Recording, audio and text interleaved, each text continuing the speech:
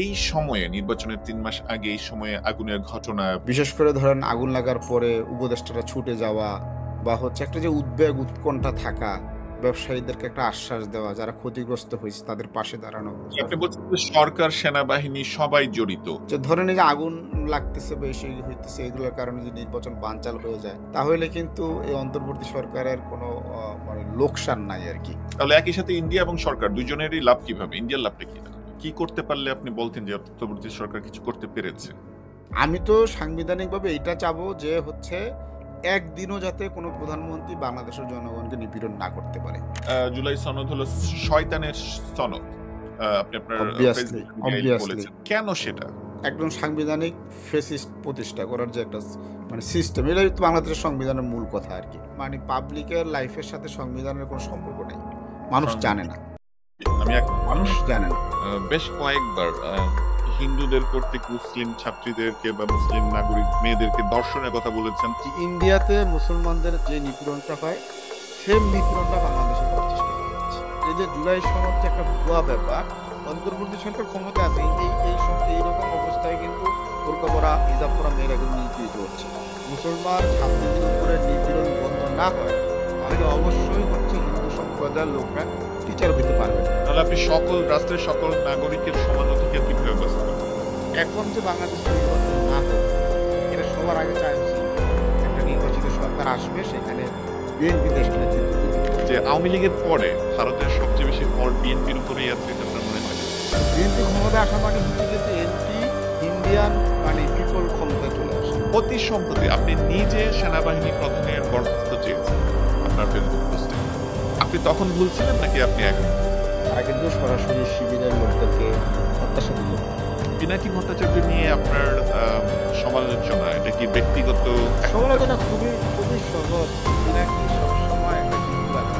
বাংলাদেশের জনগণের কাছে পিনাকি শত্রু। এখানে 20 লাখ 30 লাখ মানুষের কোনো কোয়েশ্চেন নাই।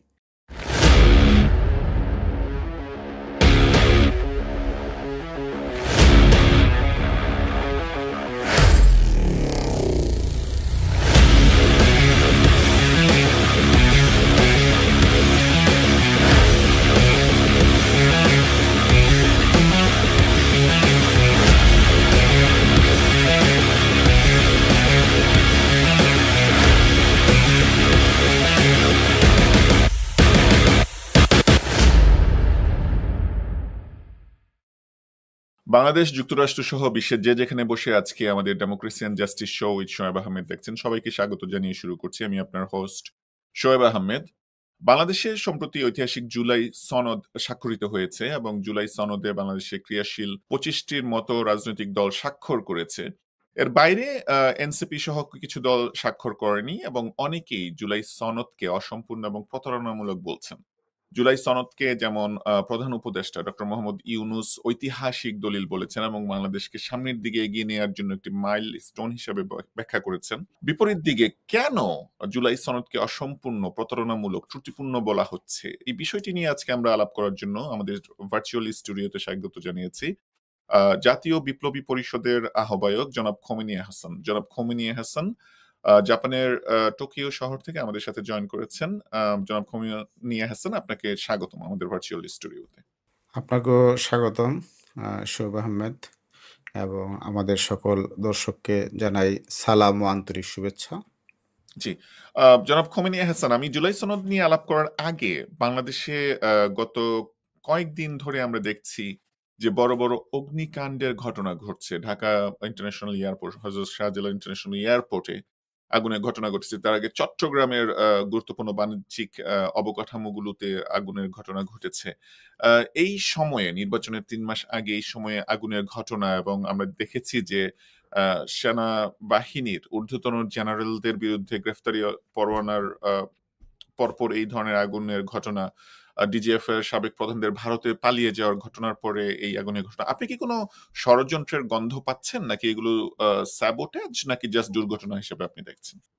বিশেষ করে এখন বাংলাদেশে যে শরৎ হেমন্তকাল, এরকম সময়ে সাধারণত বাংলাদেশে আগুন লাগে না।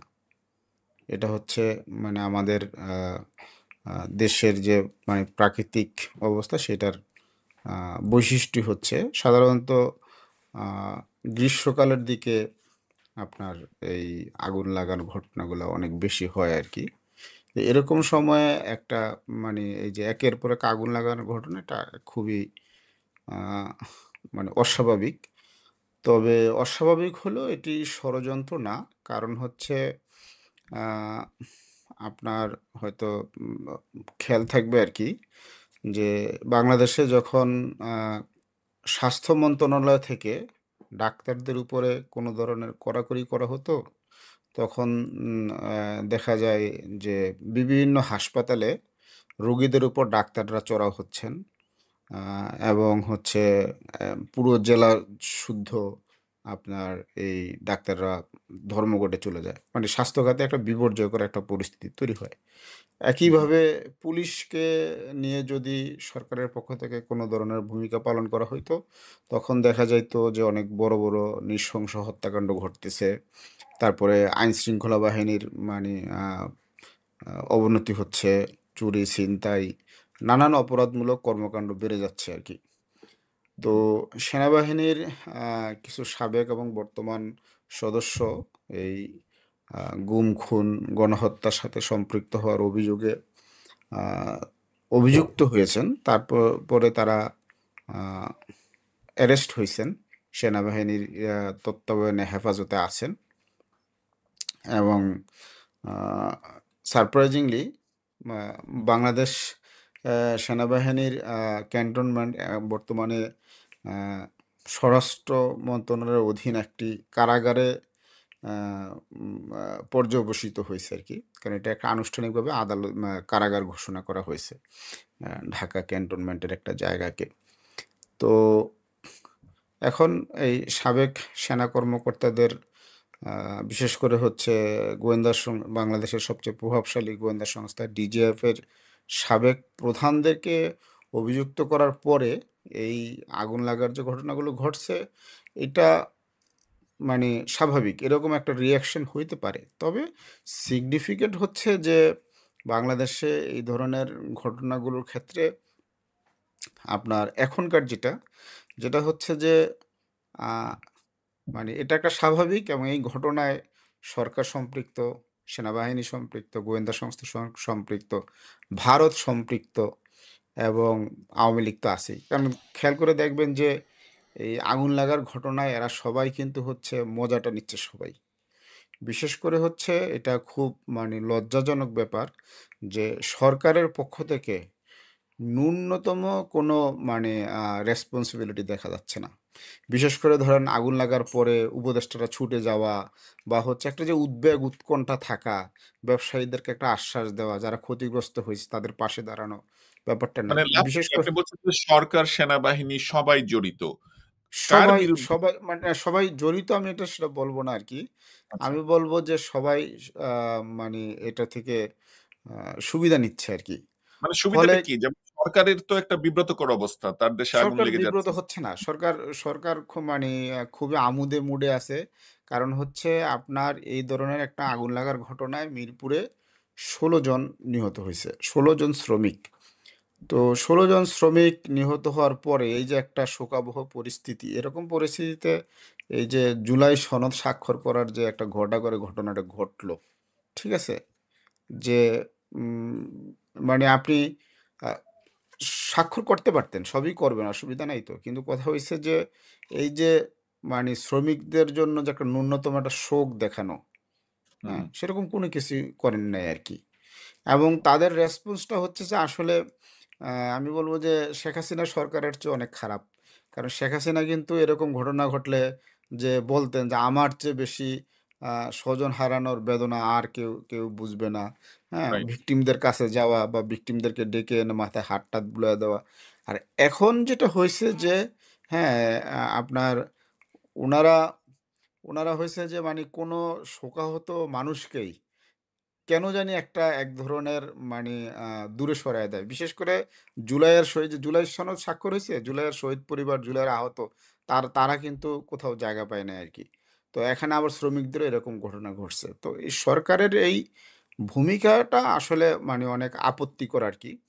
যে আসলে তারা কি এখানে সম্পৃক্ত কিনা। তো যে এটার থেকে একটা গুরুত্বপূর্ণ বিষয় হচ্ছে কি, যে ধরেন এই যে আগুন লাগতেছে বা এই হইতেছে এগুলোর কারণে যদি নির্বাচন বানচাল হয়ে যায়, তাহলে কিন্তু এই অন্তর্বর্তী সরকারের কোনো মানে লোকসান নাই আরকি।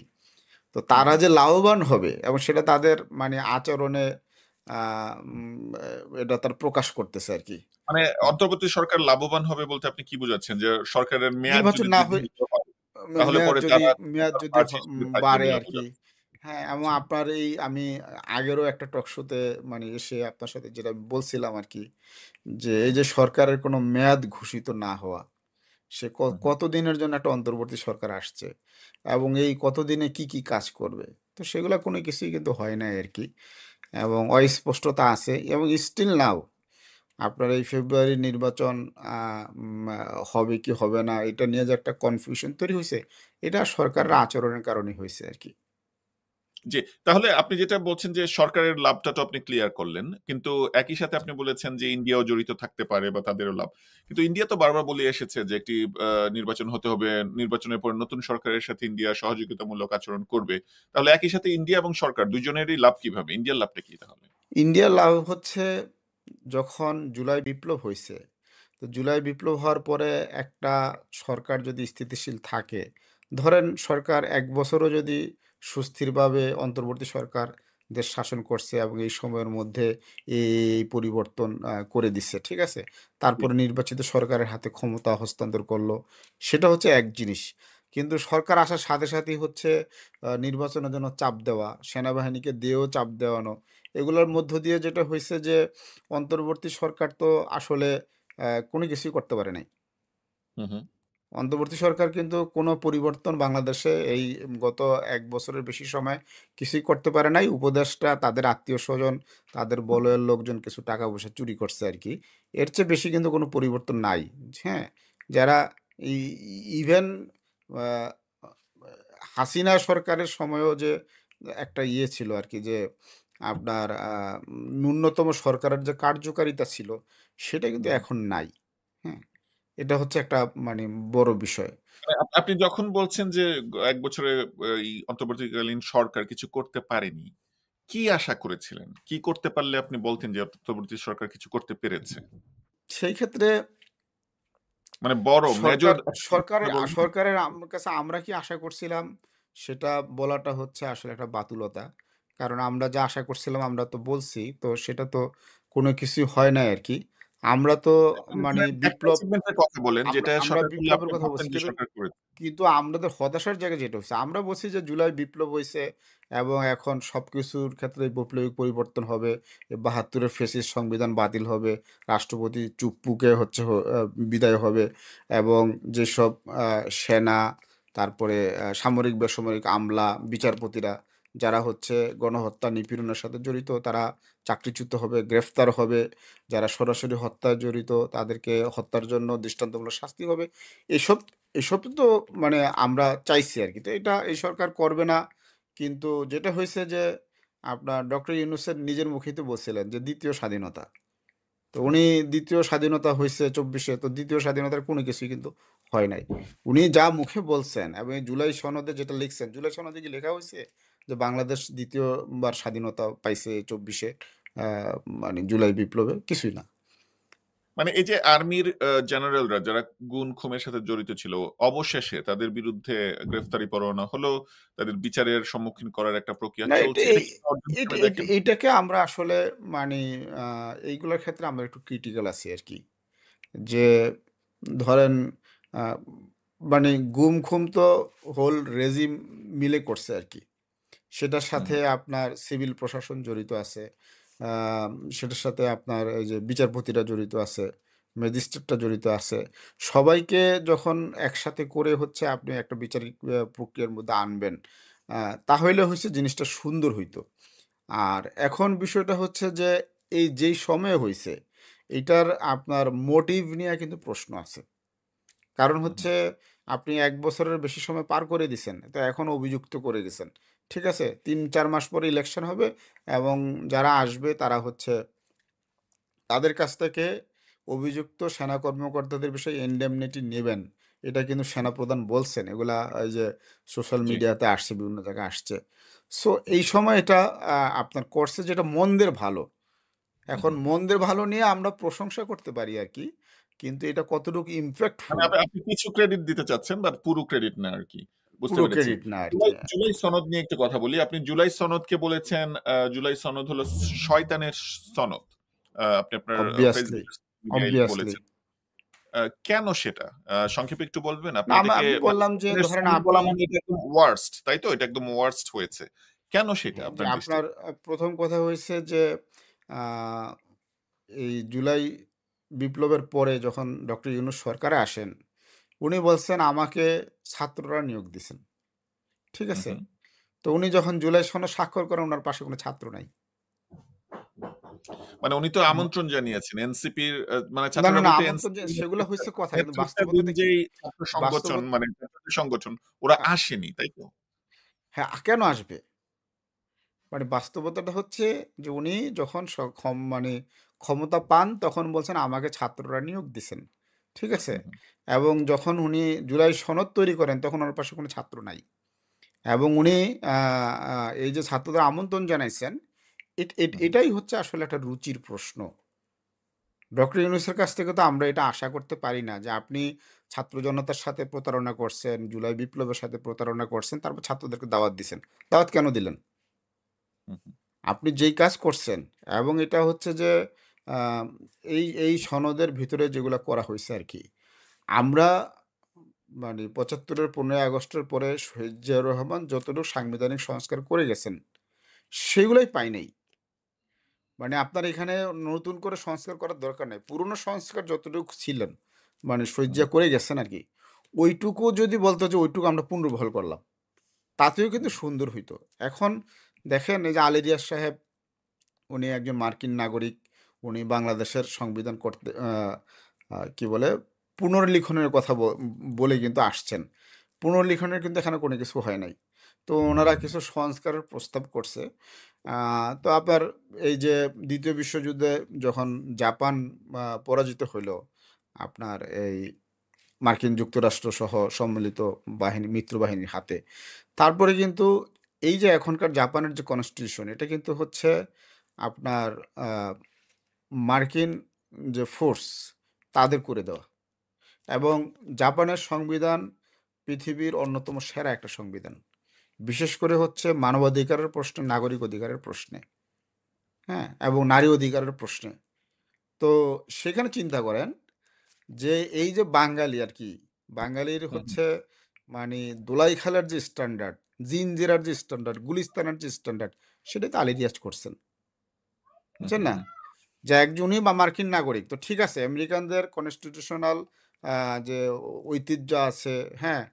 সেটা আপনার আ মার্কিন যে আপনার ফাউন্ডিং ফাদাররা আছেন, হ্যাঁ? হু, তারা একটা সংক্ষিপ্ত সংবিধানের ভিতরে আ মার্কিন যুক্তরাষ্ট্রকে যেভাবে ফরমেট করছেন আরকি, একটা কনস্টিটিউট করছেন রাষ্ট্রটাকে। এবং হু, সেই হু, অনুযায়ী আজকে ৩০০ বছর ধরে কিন্তু আমরা যদিও বাংলাদেশে আপনার এক ধরনের প্যাটার্ন আছে আরকি। পৃথিবীর অন্যতম লং লাস্টিং বিপ্লব কিন্তু বুর্জোয়া বিপ্লব কিন্তু মার্কিন বিপ্লব। হু, হু, আপনার এখন এই যে গোটা দুনিয়াতে আমরা যে মানে রাষ্ট্র আকারে যে স্টেটকে দেখতেছি, রিপাবলিককে দেখতেছি, রিপাবলিকটা কিন্তু প্রতিষ্ঠা হয়েছে যুক্তরাষ্ট্রের মধ্য দিয়ে। এই মডেলটাই সারা দুনিয়াতে হচ্ছে এখন কাজ করতেছে। এটাই ফাংশন করতেছে। তো আমার কথা হইছে যে যেইখানে রিপাবলিকের একটা স্ট্যান্ডার্ড রূপ হিসাবে যুক্তরাষ্ট্র প্রতিষ্ঠিত, ঠিক আছে? আপনি সেটা কপি পেস্ট করতেন। হু, তাতেও হু, কিন্তু একটা হইতো। কিন্তু উনারা করছেন কি? যে একটা ৭২ এর সংবিধান নামক একটা বাজে একটা আবর্জনা জিনিস, ঠিক আছে? কাট পেস্ট এবং সেখানে ধরুন অনেক ভালো কথাবার্তা আছে। কিন্তু আপনি আল্টিমেটলি হচ্ছে কি? যে অ্যা শেষ পর্যন্ত এক মানে একজন সাংবিধানিক ফেসিস্ট প্রতিষ্ঠা করার যে একটা মানে সিস্টেম, এটাই তো বাংলাদেশের সংবিধানের মূল কথা আরকি। এইবারও যেটা হইছে, আপনি এই জুলাই সনদে অনেক কিছু লিখছেন আরকি।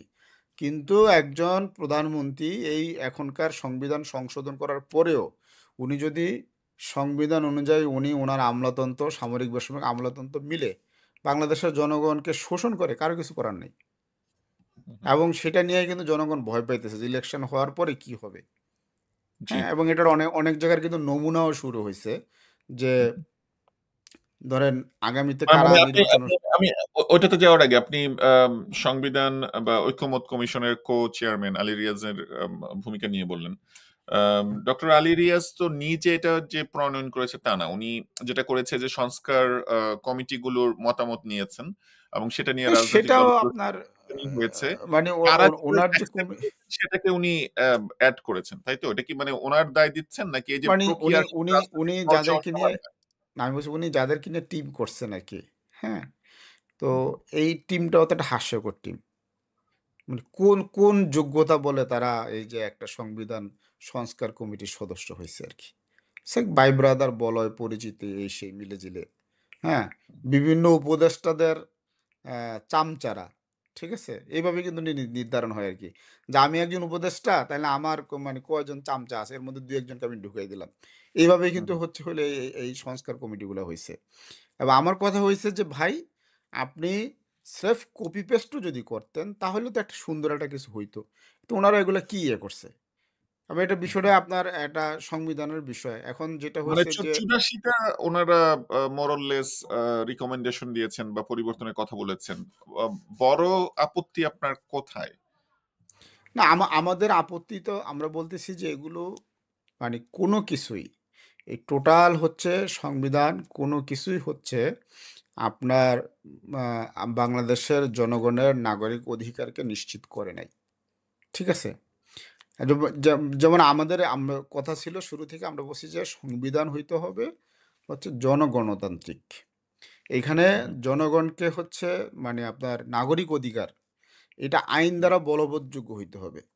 ঠিক আছে? হু, হু, তো আপনার নাগরিক অধিকার কিন্তু এখানে আইন দ্বারা বলবৎযোগ্য হয় নাই।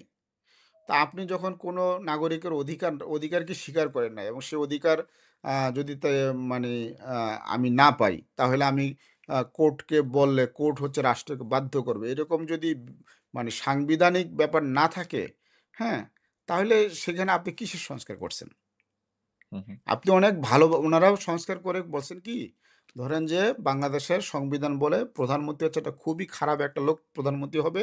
সেই লোকটা যেন মানে কম খারাপ করে। এটা হলো ওনাদের এই সংবিধান সংস্কারের হচ্ছে মূল প্রস্তাব মানে আরকি। যেমন ধরেন এখন বর্তমান সংবিধানের আলোকে একজন ব্যক্তি যতবার ইচ্ছা যত বছর পর্যন্ত নির্বাচিত হবেন প্রধানমন্ত্রী থাকতে পারেন। নতুন সংস্কারে ওনারা বলেছেন যে একজন ব্যক্তি তার পুরো জীবনে ১০ বছরের বেশি প্রধানমন্ত্রী থাকতে পারবে না। ২ টার্ম বা ১০ বছর। তো এটাকে আপনি ভালো চোখে দেখছেন না? এটা তো একটা এ প্রোগ্রেস এ নাকি? এ এ এটা তো একটা ফালতু ব্যাপার আরকি। ধরেন আমার বয়স কেন সেটা? এখন ৪০ পার হয়ে গেছে। আমার লাইফের হচ্ছে আপনার শেখ হাসিনা ১৬ বছর, এর আগে জরুরি সরকার ২ বছর, ১৮ বছর হইলো আপনার খেয়ে দিছে আরকি। তো আপনি একটা লোক, খারাপ লোক, সে ১০ বছর আপনাকে নিপীড়ন করলো, এটা খুব ভালো হইলো। আমি তো সাংবিধানিকভাবে এইটা চাবো যে হচ্ছে একদিনও যাতে কোনো প্রধানমন্ত্রী বাংলাদেশের জনগণকে নিপীড়ন না করতে পারে। ঠিক সেটা আছে? কিভাবে বাস্তবায়ন করবেন? মানে এটা কিভাবে সংবিধানের মাধ্যমে বাস্তবায়ন করবেন? সেটা একমাত্র তখনই সম্ভব যখন হচ্ছে আপনার নাগরিক অধিকারকে আপনি আইন দ্বারা বলবৎযোগ্য করবেন। হ্যাঁ? অ্যাকাউন্টেবিলিটি নিশ্চিত করবেন। হ্যাঁ? এবং সেইটা আপনার সংবিধানে সেই ফাঁকগুলা হলে সবার আগে বন্ধ করতে হবে আরকি। আপনার এখানে যেটা হইছে যে বাংলাদেশের সংবিধানের সবচেয়ে খারাপ দিক কি? বাংলাদেশের মানুষ হচ্ছে আপনার 92% মুসলমান। হু, হু, এখন আমাদের ধর্ম কিন্তু আমাদের সম্পত্তির সাথে সম্পর্কিত। আমাদের জীবনযাপন, সন্তান পুনরুৎপাদন সবকিছুর সাথে রিলেটেড। সেই ধর্মটাকে হচ্ছে আপনি আ আ আপনার সাংবিধানিকভাবে হচ্ছে সাপ্রেস করছেন। এটা হচ্ছে কিন্তু বাংলাদেশের সংবিধানের মূল ব্যাপার। বাংলাদেশ কিন্তু সাংবিধানিকভাবে যে মুসলমানদেরকে হচ্ছে এখানে আপনার হচ্ছে নতজানু মানে করে রাখানো। এটা হচ্ছে বাংলাদেশের সংবিধানের কিন্তু হচ্ছে মূল আর্গুমেন্ট। হু, এইটার হু। যতদিন পর্যন্ত সমাধান না হবে, ততদিন পর্যন্ত বাংলাদেশে কোনো কিছু হবে না। এটার জিয়াউর রহমান মানে উনি আ ডেমোক্রেটিক ছিলেন, বুর্জোয়া ছিলেন, ঠিক আছে? এবং উনার জায়গা থেকে কিন্তু উনি ন্যূনতম সম্মানটা জনগণকে করছে, ইসলামকে করছে, মুসলমানকে করছে। হ্যাঁ? বিসমিল্লাহর বিষয় আসছে সংবিধানে এবং হচ্ছে আল্লাহর উপর আস্থা ও বিশ্বাসের বিষয় আসছে। আপনি কোনো মুসলমানকে আপনি একটা সাংবিধানিকভাবে হচ্ছে সেকুলারিজম চাপাই দিলেন। সেখানে কিন্তু হচ্ছে মুসলমানের ডিগনিটি থাকে না। এবং এটা দেখেন যে আজকে যুক্তরাষ্ট্রে কিন্তু সবকিছু নাগরিক অধিকার সব আছে। কিন্তু যুক্তরাষ্ট্রের মুসলমান কিন্তু সেইখানে কেন আ নিজেকে কিন্তু অন্যদের সমান মনে করতে পারে না? সে ডমিন্যান্সটা নাই। কেন নাই? এটার একটা বড় কারণ হইছে যে এই যে মুসলমানের যে রিলিজিয়াস রাইট যেটা, এটাকে যখন আপনি হচ্ছে আপনার সংবিধানে আপনার সোসাইটিতে আপনি এটাকে যখন জায়গা না দিবেন, এটাকে অনার না করবেন, তখন আপনার বৈষম্য থাকবেই। তো মূল ব্যাপারটা এখানেই ঘটে গেছে। তো বাংলাদেশের কিন্তু সংবিধানের এই মূল ক্রাইসিস হচ্ছে এখানে। তো সেটার একটা ন্যূনতম সমাধান জিয়াউর রহমান দিয়ে গেছেন। আপনারা সেই জায়গায় আসেন, সেটা করেন নাই। তাহলে এখানে মানে জুলাই সনদ করার দরকারটা কি? আচ্ছা। আপনার দৃষ্টিতে যদি আপনাকে মানে আপনি একটা পয়েন্ট বলছেন যে জিয়াউর রহমান যেই সংশোধনগুলো করে গিয়েছিলেন যেগুলো আবার পরবর্তীতে বাদ দেয়া হয়েছে বিভিন্ন সময় সেগুলোকে যদি পুনর্বহাল করা হতো তাহলে পরে আপনি বলছেন যে একটা আপনার দৃষ্টিতে একটি সুন্দর সংস্কার বা একটা সুন্দর না, আমরা তো চাইছি হইলো পুরোটাই বদলায় ফেলুক। বদলিয়ে বাংলাদেশের কি করবেন? সংবিধানে মানে আপনি বলছেন যে ধর্মীয় পরিচয়টাকে মুসলমানের আত্মপরিচয়টাকে সংবিধানে নিয়ে আসা, একটা নিয়ে আসা। কাঠামোতে নিয়ে আসা, যেটা হচ্ছে যে আর ধরেন আর কি করা দরকার ছিল? আর বড় বিষয়গুলো কি, কি আপনার তারপরে দৃষ্টিতে? এখানে আপনার ওই যে এই রিলিজিয়নের বিষয় আসবে। সেকেন্ডলি যেটা আসতে হবে সেটা হচ্ছে যে এই মানে নাগরিক অধিকার হচ্ছে আইন দ্বারা বলবৎযোগ্য। এটা হচ্ছে মানে আমাদের যে ভাই মৌলিক যে একটা নাগরিক উদাহরণ অধিকার দিন আছে যেমন কোন শিক্ষা, নাগরিক স্বাস্থ্য অধিকার? শিক্ষা, শিক্ষা, স্বাস্থ্য আচ্ছা। স্বাস্থ্য, চিকিৎসা, বাসস্থান, খাদ্য, বস্ত্র এই যে ৬ টা যে মৌলিক অধিকার আছে, জি। এই ৬ টা গুরুত্বপূর্ণ। তো বাংলাদেশে আজকে ধরেন একটা শিশু জন্ম নিছে। এখন এটা কি জন্য বলতেছি? এই শিশুটার আ মানে এই শিশুর ধরেন বাবা-মা হচ্ছে দুর্ঘটনায় মারা গেছে। জি। যেকোনোভাবেই হোক। হাসপাতাল থেকে আসার পথে মারা গেছে। এই শিশুটা বাংলাদেশে বেঁচে থাকবে। মানে নিজের অধিকার বলে এজ এ নাগরিক, সেটার হুম, কিন্তু হুম। বাংলাদেশে কোনো সাংবিধানিক ব্যবস্থা নাই। মানে এই না, এরকম একটা শিশুকে আপনি বাঁচায় হুম, রাখতে বাধ্য। ফলে এটা শুধু নট অনলি একজন শিশু, সকল নাগরিককে। জি। আমি এই ক্ষেত্রে আমার একটা অজ্ঞানতার কথা বলে নেই। যেমন আমেরিকাতে আমি যেটা দেখেছি ধরেন এরকম ক্রাইসিস হলো যে বাবা-মা আ অনেক সময় আবার বাবা-মা অ্যাবিউসিভ থাকে। তখন আবার রাষ্ট্র এদেরকে বাচ্চাদেরকে নিয়ে যায়। তো আমি যেটা আমেরিকাতে প্র্যাকটিস হিসেবে দেখেছি সেটা হচ্ছে যে ফস্টার কেয়ার ওদের যে প্রোগ্রাম আছে। মানে এই ধরনের বাবা-মা আইদার নাই অথবা বাবা-মা হয়তোবা ড্রাগ অ্যাবিউজড মানে লালন-পালনের উপযোগী না। বা কোনো কারণে অ্যাবিউসিভ বাবা-মা, যেকোনো কারণেই হোক যেই শিশুগুলা তাদের বাবা-মাকে হারায়, কোনো একটা ফর্মে হারায়। তো তাদেরকে ওদের ওই চাইল্ড সার্ভিসেস আছে এবং ফস্টার কেয়ার এর মাধ্যমে তারা এটাকে রাষ্ট্র থেকে মনিটর করে। আমি যেটা জানি না সেটা হচ্ছে যে এটা কি ওদের আইন নাকি মানে এটা সাংবিধানিক এটা কোনো ওদের বিষয় রাইট। এ এ এ নাকি এটা নাকি এটা এটা হচ্ছে বা আমেরিকাতে একটা এজেন্সি আছে যারা এটা টেক কেয়ার করার দায়িত্ব। মানে ধরেন বাংলাদেশে এখন সাংবিধানিকভাবে এটা থাকলো না। কিন্তু বাংলাদেশে তো এরকম চাইল্ড কেয়ার এজেন্সি থাকতে পারে। যারা এই যে আমরা ঢাকা ইউনিভার্সিটিতে যখন পড়তাম দেখতাম যে পথশিশু না? কত পথশিশু। তো এদেরকে টেক কেয়ার করার একটা এজেন্সি যদি এস্টাবলিশড হয় তাহলে তো এই বিষয়টা একটা সলভ হয় যদি তারা এফিসিয়েন্সি কাজ করে। না, না, না। সাংবিধানিক কেন এখ আপনি এখ বলতে চাচ্ছেন? এখন ধরেন আপনি বলতেছেন মানে যদি হয়, হয়নি তো। গত হয়নি। ৫৪ বছরে হয়নি। কেন হয়নি? কারণ হচ্ছে এটার আইনি বাধ্যবাধকতা থাকতে হয়। এখন হুম, আমেরিকাতে বাবা-মা যদি বাচ্চাকে অ্যাবিউজ করে, বাচ্চাকে নিয়ে যায়। কেন নেয়? কারণ হচ্ছে সে ওই যে বাচ্চা সে কিন্তু আমেরিকার নাগরিক। হুম, এখন তার নাগরিক অধিকার হচ্ছে যেকোনো অ্যাবিউজ থেকে সে মুক্ত থাকা। ইভেন তার বাবা-মাও যদি অ্যাবিউজ করে তাহলে তার রাইটস হচ্ছে বাবা-মার অ্যাবিউজ থেকে বাঁচা। এই রাইট। কারণেই এ কারণ কি? এটা হচ্ছে সে সাংবিধানিকভাবে প্রটেক্টেড। আর বাংলাদেশ কি? বাংলাদেশে হচ্ছে আপনি মানে আমাকে বলেন যে জুলাই সনদ হওয়ার পরে একজন নাগরিক ইভেন এই উপদেষ্টাটাকে বলতে পারবে যে তাদের জীবনের মানে নিরাপত্তাটা বাংলাদেশে আছে? মানে ওনাদেরকে বলতে হবে যে আমরা একটা জুলাই সনদ করছি। এখন আমাদের ক্ষমতা ছেড়ে দিলাম। ক্ষমতার থেকে আমরা যাওয়ার পরে আমার জীবনটাকে আমি যেহেতু একটা সনদ করে দিয়ে গেছি। ফলে আমার জীবনটা সুরক্ষিত। তো মানে এ মানে তো এখানে ব্যাপার হচ্ছে অ্যাপ্লিকেশনের একটা ব্যাপার তো আছে। যেমন না, ধরেন এটা বাংলাদেশে অ্যাপ্লিকেশনের ব্যাপার না। ব্যাপারটা হচ্ছে খুন এরকম, আপনার বাংলাদেশে যদি খুন তো অপরাধযোগ্য একটা অফেন্স, তাই না? খুন ধরেন হত্যা। তো এখন হ্যাঁ, হত্যা করলে তো অবশ্যই মানে আইনই আছে যে পুলিশ তাকে ধরবে, তার আদালত তাকে জেল ফাঁসি দিবে প্রমাণের ভিত্তিতে। আইন তো আছে। এখন আপনি যদি বলেন যে উপদেষ্টাদের জীবনের নিরাপত্তা নাই, আইনের অভাবে নাই তা তো না, এখানে ইমপ্লিকেশনের ব্যাপার আছে, না না একটা না না সামাজিক এটা আর্থিক অবস্থা আছে। এইখানে হয়েছে যে আপনাকে আপনার যে রাইটস আছে সেটাকে বোঝানো যায় আপনাকে মরতে হবে আর কি। কিন্তু আমার কথা হয়েছে যে আমি আমি মারা যাই নাই। আমি মারা যাই নাই, আমি বেঁচে আছি। এইবার বলেন যে বাংলাদেশ রাষ্ট্রে আমার কি নিরাপত্তা আছে? মানে এটা তো একটা খুবই একটা মানে আ বাংলাদেশের ক্ষেত্রে একটা বাজে আর্গুমেন্ট না? কেউ যদি আচ্ছা, মারা যায়, ধরেন কেউ কে ব্যাপারটা কি এমন হতে পারতো যে ধরেন বাংলাদেশের সংবিধান বা জুলাই সনদ যা আছে তা আছে, বাংলাদেশে একটা খুব পেশাদার পুলিশ ফোর্স আছে যারা কিনা ছোট ছোট ক্রাইম, হত্যা তো অনেক বড় ব্যাপার, ছোট ছোট ক্রাইমকেও তারা ট্যাকেল করে শেষ পর্যন্ত ফোর্স করে। যেমন আমি আমেরিকাতে দেখেছি যে ধরেন আপনি স্পিডে গাড়ি চালাচ্ছেন, অনেকের অনেক রকম ফ্যান্সি কার থাকে, ল্যাম্বরগিনি, ফেরারি, এগুলোর স্পিড লিমিট ৩০০ মাইল বা এরকম হয়ে যায় অনেক সময়। তো ধরেন আপনি হাইওয়ের আপনার স্পিড লিমিট হচ্ছে ৫৫ মাইল, আপনি এখানে ৭০ মাইল, ৮০ মাইল, ১০০ মাইল বেগে চালাচ্ছেন, তো পুলিশ যায় ওটার পিছনে লাইট জ্বালায়, ওটাকে মানে লাইট জ্বালালে ওটার নিয়ম হচ্ছে যে রাস্তার পাশে থামা, না থামায় ওদের তো স্পিড আছে, তো ওরা যদি চলে যায় তো পুলিশ শেষ পর্যন্ত তার সীমাবদ্ধতা থাকলেও সে কখনো এটা ছেড়ে যায় না, যার এটা তো ল্যাম্বরগিনি, সে দৌড়ে আমি পারবো না, শেষ পর্যন্ত এটার পিছনে দৌড়ায় এবং এটাকে হেলিকপ্টার দিয়ে অনেক সময় এটাকে টেক ওভার করার চেষ্টা করে আর কি, থামানোর চেষ্টা করে। তো এই যে এটা হচ্ছে পুলিশ ফোর্সের আন্তরিকতা, বা তারা জানে যে এটা তাদের না, জব, না এটা পুলিশ ফোর্সের তারা এটা এটা ডিউটি। করবে। তো বাংলাদেশে ধরেন আমি ধরে নিচ্ছি হাইপোথেটিক্যালি যে শক্ত সংবিধান নাই, শক্ত জুলাই সনদ নাই, কিন্তু এরকম একটা পেশাদার ফোর্স আছে প্রতিটা ক্ষেত্রেই, ডাক্তারদের, পুলিশদের, আর্মিদের, যারা তাদের না পেশাদারিত্বের জায়গা এটা থেকে এটা তো কাজটা একটা করে, এট তাহলে পরে এট কি এটা এট হতো এটা না অস এটা একটা অসম্ভব জিনিস। মানে আচ্ছা। আপনার যদি কোনো মানে দায় না থাকে, আপনার যদি কোনো রেসপনসিবিলিটি না থাকে, আমেরিকান পুলিশের কিন্তু হচ্ছে মানে এটা রেসপনসিবিলিটি হচ্ছে হইলো আপনার হাই স্পিডি গাড়ির পেছনে ছোটা। আর বাংলাদেশে এটা না। বাংলাদেশে বলছে না যে আন্তরিক। এখন কথা হইছে যে ধরেন আ আ মানে একজন পুলিশের কোনো অন্তরই নেই। সে আন্তরিক না, সে নিষ্ঠুর। কিন্তু হুম। সেও হচ্ছে আপনার বাধ্য একজন হতো। নাগরিককে সেভ করতে বাধ্য।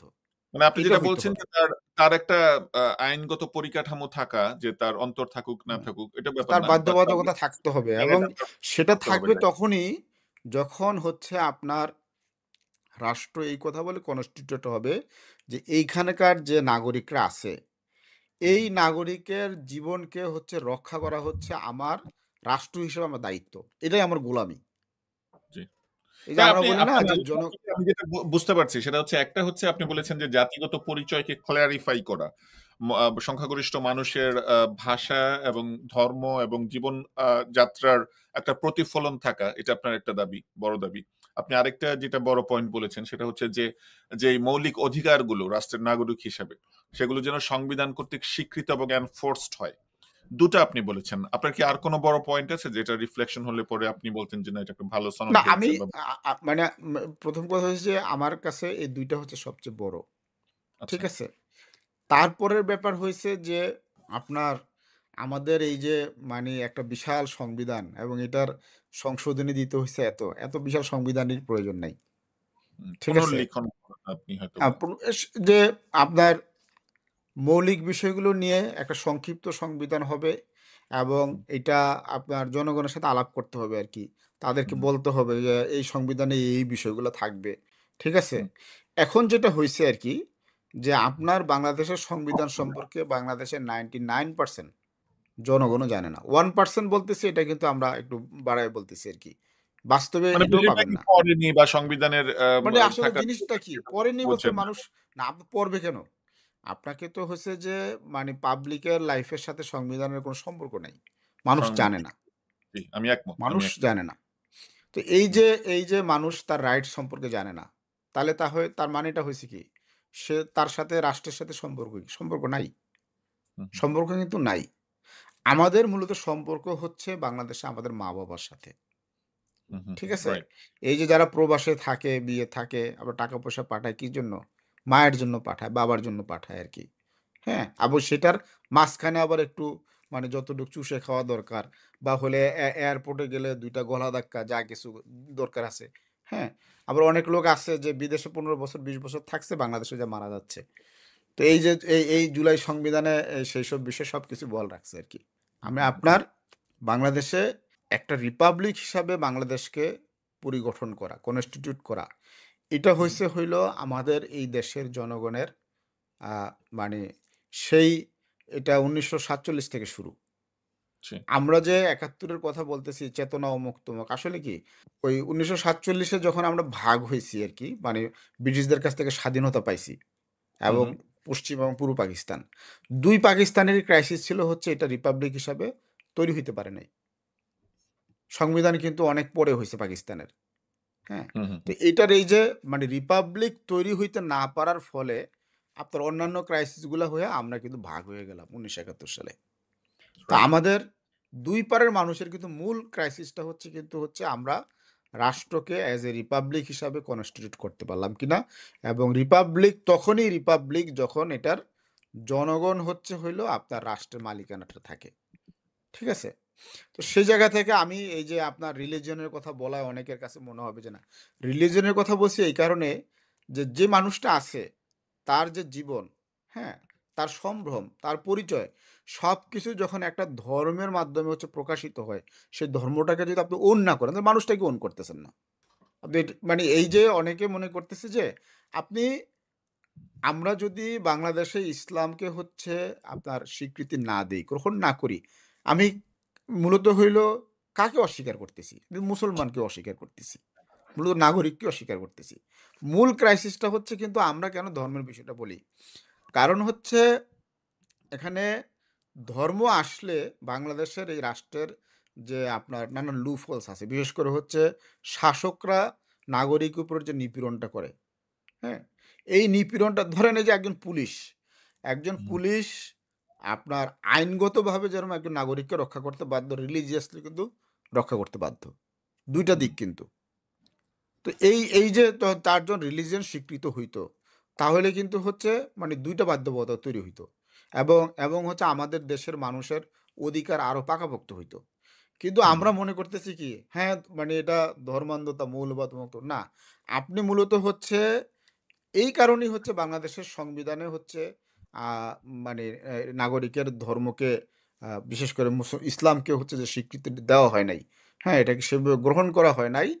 যেটার মূল জায়গা যে আমি ওই ব্রিটিশ ঔপনিবেশিক যে লিগ্যাসি, বিদেশী আরকি, হ্যাঁ? হুম, শাসক গোষ্ঠীর জায়গা থেকে মানুষকে সাপ্রেস করে রাখা।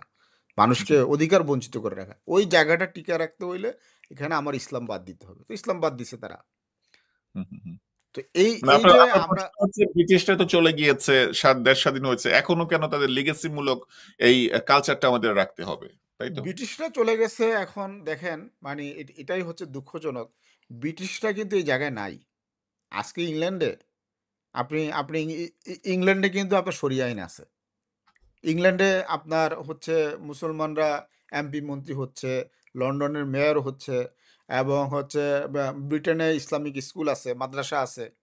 হ্যাঁ? কোনো রিলিজিয়াস লাইফে কিন্তু সেই প্রবলেম নাই। কিন্তু আপনার ব্রিটিশ চলে গেছে। এখন ঢাকা বিশ্ববিদ্যালয়ে আপনার হিজাব পড়লে মেয়েদেরকে আপনার গভীর রাতে বের করে মারধর করা হচ্ছে। ইভেন এই যে জুলাই সনদ যে একটা ভুয়া ব্যাপার, অন্তর্বর্তী সরকার ক্ষমতায় আছে। এইরকম অবস্থায় কিন্তু বোরকা পরা, হিজাব পরা মেয়েরা কিন্তু নিপীড়িত হচ্ছে। ঠিক আছে? তা আপনি কিসের মানে এই সনদ তৈরি করছেন? মানে এটা তো একটা এই ফেক জিনিস। এই ব্যাপারে আমি আপনার সাথে একমত। আমি বাংলাদেশে থাকতে মসজিদে যাওয়া, দাঁড়িয়ে রাখা, ঈদের মানে যতগুলো ধর্মীয় কাজ করার ক্ষেত্রে যতটা আমি আ কি বলবো? স্বতঃস্ফূর্ততা অনুভব করতাম আরকি। আমেরিকাতে তার চেয়ে অনেক বেশি। আমেরিকাতে এই মসজিদে গেলে পুলিশ আরো হেল্প করে। যে পুলিশ আরো পার্কিং যেদিন মসজিদে যাই, ওদিন পার্কিং এর রুলস-টুলস চেঞ্জ করে দেয়। যেন ২ সাইডে পার্কিং করতে পারি। তারপরে পুলিশ ঈদের দিন বা বড় কোনো আ সমাবেশ থাকলে অন্যদেরকে আ রাস্তা-টাস্তা ব্লক করে যেন শুধু যারা এই ঈদের দিন বা মসজিদে আসবে তাদের জন্য রাস্তাটা ওপেন করে দেয়া, অন্য ট্রাফিক অন্যদিকে দিয়ে দেয়া। এক্ষেত্রে আমি আরো বেশি স্বাচ্ছন্দ্য বোধ করি। আমি আপনার সাথে একমত। এবং আমি যতটুকু জানি যে ইউরোপ সহ বিভিন্ন আ পাশ্চাত্যের কান্ট্রি গুলাতে এটাই হচ্ছে নিয়ম, এটাই হচ্ছে কালচার অ্যাকোমোডেট করা। না, মানে আম পশ্চিমা বিশ্বে আপনার তারা তাদের রাজনৈতিক প্রশ্নে এবং হচ্ছে পররাষ্ট্রনীতির প্রশ্নে তাদের অনেক কিছু অ্যান্টি ইসলামিক। ঠিক আছে? সেটা আমরা মানে আমাদেরকে মানতে হবে আরকি। বিশেষ করে হচ্ছে ওয়ার্ল্ড অর্ডারের প্রশ্নে। হ্যাঁ? কিন্তু যে তারা তাদের যে সোসাইটিতে যখন কাউকে ব্রণ করে নিচ্ছে, তার নাগরিককে, সেই জায়গায় হচ্ছে আপনি বাংলাদেশ হচ্ছে আ মানে এখানে বর্বরতা ছাড়া তো কিছুই চলে না।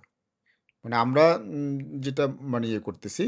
আ কিন্তু যেটা হচ্ছে যে আপনি ব্রিটিশ আমরা বলতেছি। ব্রিটিশ বললে এখন মনে হবে কি? আমরা বলতেছি হচ্ছে ১৯০ বছর আগের ব্রিটিশদের কথা। হুম, হুম। কিন্তু এখন মানে ইংল্যান্ড কি সেই জায়গায় আছে? নাই না। কিন্তু। যুক্তরাষ্ট্র কিন্তু সে ওই জায়গায় নাই। আমরা যদি জি, দেখি আরকি। জি। আ আ আ ধন্যবাদ জনাব খোমেনি হাসান। আমরা আমাদের সময়ের দিকেও একটু খেয়াল রাখছি এবং আপনার সাথে অনেকগুলো গুরুত্বপূর্ণ বিষয় কথা বলার আছে। আপনি আপনার অবস্থান এবং আপনার পয়েন্ট মেক করেছেন যে জুলাই সনদকে আপনি কেন অর্জন হিসাবে মেনে নিতে পারছেন না? আপনার কাছে কেন এটা প্রতারণা এবং একটা খোলস বলেই মনে হচ্ছে। মৌলিক পরিবর্তনের জায়গা থেকে এটা শূন্য বলে আপনি মনে করছেন। কয়েকটা বিষয় আপনার সাথে একটু যাই। সেটা হচ্ছে যে আম আপনি কিছুক্ষণ আগে ধর্মীয় পরিচয়কে সংযুক্ত করার কথা বলছিলেন, জুলাই সনদ, সংবিধান সব জায়গাতে। আপনার কিছু আ Facebook পোস্ট যেখানে অনেকেই হয়তোবা বলবে যে সেটি হচ্ছে রিলিজিয়াস মাইনরিটিদের বিরুদ্ধে যাওয়ার মতো। যেমন হচ্ছে আপনি আম বেশ কয়েকবার হিন্দুদের কর্তৃক মুসলিম ছাত্রীদেরকে বা মুসলিম নাগরিক মেয়েদেরকে ধর্ষণের কথা বলেছেন। আপনি বলেছেন যে যেহেতু এটা নিরাপদ না, স্কুলে হিন্দু শিক্ষকদের নিয়োগ আ বন্ধ করে দেয়া হবে।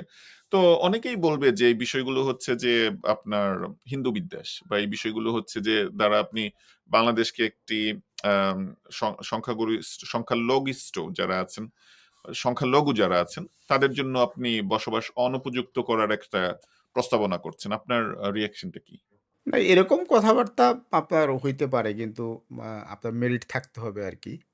যে বিষয়টা হচ্ছে আ বাংলাদেশের এই যে হিন্দু এবং মুসলমানের যে ক্রাইসিসটা, এটা কিন্তু দেখতে হবে হচ্ছে আপনার একটু আ উম আ মানে সীমান্তের দিকে তাকায়া বলতে হবে আরকি। হুম, হুম, বাংলাদেশের হিন্দুরা আপনার মাইনরিটি আমরা যদি বলি আরকি, ঠিক আছে? সেই মাইনরিটি বলার সুযোগ নাই। আপনার সাউথ এশিয়ার পার্সপেক্টিভে হিন্দুরা কোনো মাইনরিটি বাংলাদেশের না। ঠিক আছে? হুম, হুম, এবং হচ্ছে গত ১৬ বছর এটা কিন্তু প্রমাণ হইছে। তারা আওয়ামী ফ্যাসিবাদের সময়ে হিন্দুরা অ্যাজ এ রিলিজিয়াস পরিচয়ই মুসলমানদের উপর চড়াও হইছে। হ্যাঁ? এবং একজন হিন্দু ওসি ২০০-২৫০ লোককে ক্রসফায়ার করে ফেলতেছে। কিচ্ছু হয় নাই। এরকম ব্যাপারগুলো হইছে। তো এটা তো এখন সে যেটা হিন্দু হইছে করছিল না। অ্যা সেটা তো সে ওয়াসির জায়গা থেকে করছিল, তাই না? কিন্তু ওসির জায়গায় আরকি কিন্তু মানে আপনার ওই ওসিটা হইছে আপনার আ তার একটা খোলস। ঠিক হুম, আছে? কিন্তু হইছে কিন্তু তার রিলিজিয়াস জায়গা থেকে। তো এখন আমি যে সংকটগুলোর কারণে বলছি আরকি, কারণ হচ্ছে এগুলো আমরা কিন্তু পরে বলতেছি। কেন বলতেছি? কারণ হচ্ছে এই আ যারা হিন্দু সাম্প্রদায়িক বাংলাদেশে আছে, ঠিক আছে? তাদের মানে আ তাদের Facebook পোস্ট খেয়াল করবেন। তারা কি বলতেছে? হুম, হুম। তারা হিন্দু শিক্ষকদেরকে কি বলে? বা যারা হিন্দু শিক্ষক আছে, তারা নিজেরা কি বলে? এটা কিন্তু দেখতে হবে। তো সেই তারা যে বক্তব্য দিচ্ছে, সেই বক্তব্যের জায়গা থেকে আমি তো মানে খুবই সুন্দর একটা পজিশন বলছি আরকি। হ্যাঁ? যে এরকম টিচার আমরা না নিলাম। কারণ যদি একজন টিচারের যদি আসার পরে যদি থাকে যে একটা মুসলিম ছাত্রকে রেপ করতে হবে বা হচ্ছে একটা ধরেন মানে যে এটা কি কোন হিন্দু শিক্ষক বলেছে বলে আপনার মনে হয় বা আপনার কাছে প্রমাণ আছে যে কোন হিন্দু এই শিক্ষক এ এই ধরনের কথা বলেছে? এই এই এটা এখন বাংলাদেশে একটা কমন ট্রেন্ড। কারণ কি ধরেন এই যে চিটাগাং ইউনিভার্সিটির টিচার আছে, কি কুশল বরণ আরো কারা আছে আরকি। ঠিক আছে? তারা কন্টিনিউয়াসলি হচ্ছে সাম্প্রদায়িক প্রচারণা চালায় মুসলমানদের বিরুদ্ধে। এবং এটা হইছে যে আপনার এগুলো আ এ একের পর এক ঘটতেছে আরকি। হুম, হুম। ইন্ডিয়াতে মুসলমানদের প্রতি যে নিপীড়নটা হয়, আমি শুধু একটা বিষয় বলি যে ইন্ডিয়াতে মুসলমানদের যে নিপীড়নটা হয়, সেম নিপীড়নটা বাংলাদেশে করার চেষ্টা করা হচ্ছে। এটা তো একটা ভয়ংকর ব্যাপার। এবং হুম, হুম। হচ্ছে আ ই ইন্ডিয়াতে বাবরি মসজিদ ভেঙে সেইখানে রাম মন্দির তৈরি করার পরে সারা বাংলাদেশ জুড়ে যে হইল আপনার হিন্দু সম্প্রদায়ের লোকরা বিজয় উদযাপন করছে এবং মিষ্টি খাইছে। ঠিক আছে? তাই এটাকে তো আপনার এই জায়গায় দেখতে হবে। যে ভাই তুমি কিসের সাথে কানেক্টেড? একটা আমি পরিষ্কার বক্তব্য দিচ্ছি যে বাংলাদেশে নিরপরাধ হিন্দুরা 100% সেফ। তাদের এগুলো নিয়ে কোনো টেনশন করার কোনো কিছু নাই। হুম, হুম, হুম। ঠিক আছে? যদি যদি কোনো হিন্দু ধরেন না, কিন্তু আক্রান্ত হইছে, কিন্তু টেনশন কারণ না আমি করবে আমি আ কিভাবে? আমি আমি শুধু মানে এতটুকু ধরেন বলি ধরেন আরকি। আমি আপনাকে বলি, আপনি একসাথে এটা রেসপন্ড করেন। ধরেন টেনশন জি না করবে প্লিজ। কিভাবে? ধরেন ১ জন ২ জন হিন্দু সাম্প্রদায়িক বা ধরেন হিন্দু সাম্প্রদায়িক শিক্ষক আ যারা এই ধরনের বক্তব্য দিচ্ছেন, তাদের কথার উপর বেস করে যদি আপনি সকল হিন্দুদেরকে শিক্ষক নিয়োগ বন্ধ করে দেন, তাহলে যে নিরীহ আমি না, হিন্দু না, না। আছে এ এ সে এটা সে কেন হইছে টেনশন করবে না? আপনি আমি তো আ একজনের জন্য তাকেও পানিশমেন্ট বন্ধ দিয়ে করলে দিলেন। অসুবিধা নাই। বন্ধ করলে অসুবিধা নাই। কারণ আমি কারণ হচ্ছে সাম্প্রদায়িকতার একটা স্ট্যান্ডার্ড তো ইন্ডিয়া আপনার সেট করছে না? আমরা সেই জায়গা থেকে যদি আমি মানে নট অনলি আমি বা কোনো বাংলাদেশের কোনো মুসলিম সংগঠন, ইসলামী সংগঠন বা কোনো রাজনৈতিক দল, কোনো সামাজিক সংগঠনকে কোথাও দেখবেন না যে হিন্দুদের উপর আক্রমণ করার কোনো কথা বলতেছে। এটা হুম, কিন্তু নাই। মানে রাইট। ধরেন কোনো হিন্দু সম্প্রদায়ের উপরে যদি বাংলাদেশে যদি কোনো নিপীড়ন হয়, কেউ কিন্তু বলবে না যে নিপীড়ন ঠিক আছে। এই কথা আপনি কোথাও দেখাইতে পারবেন না।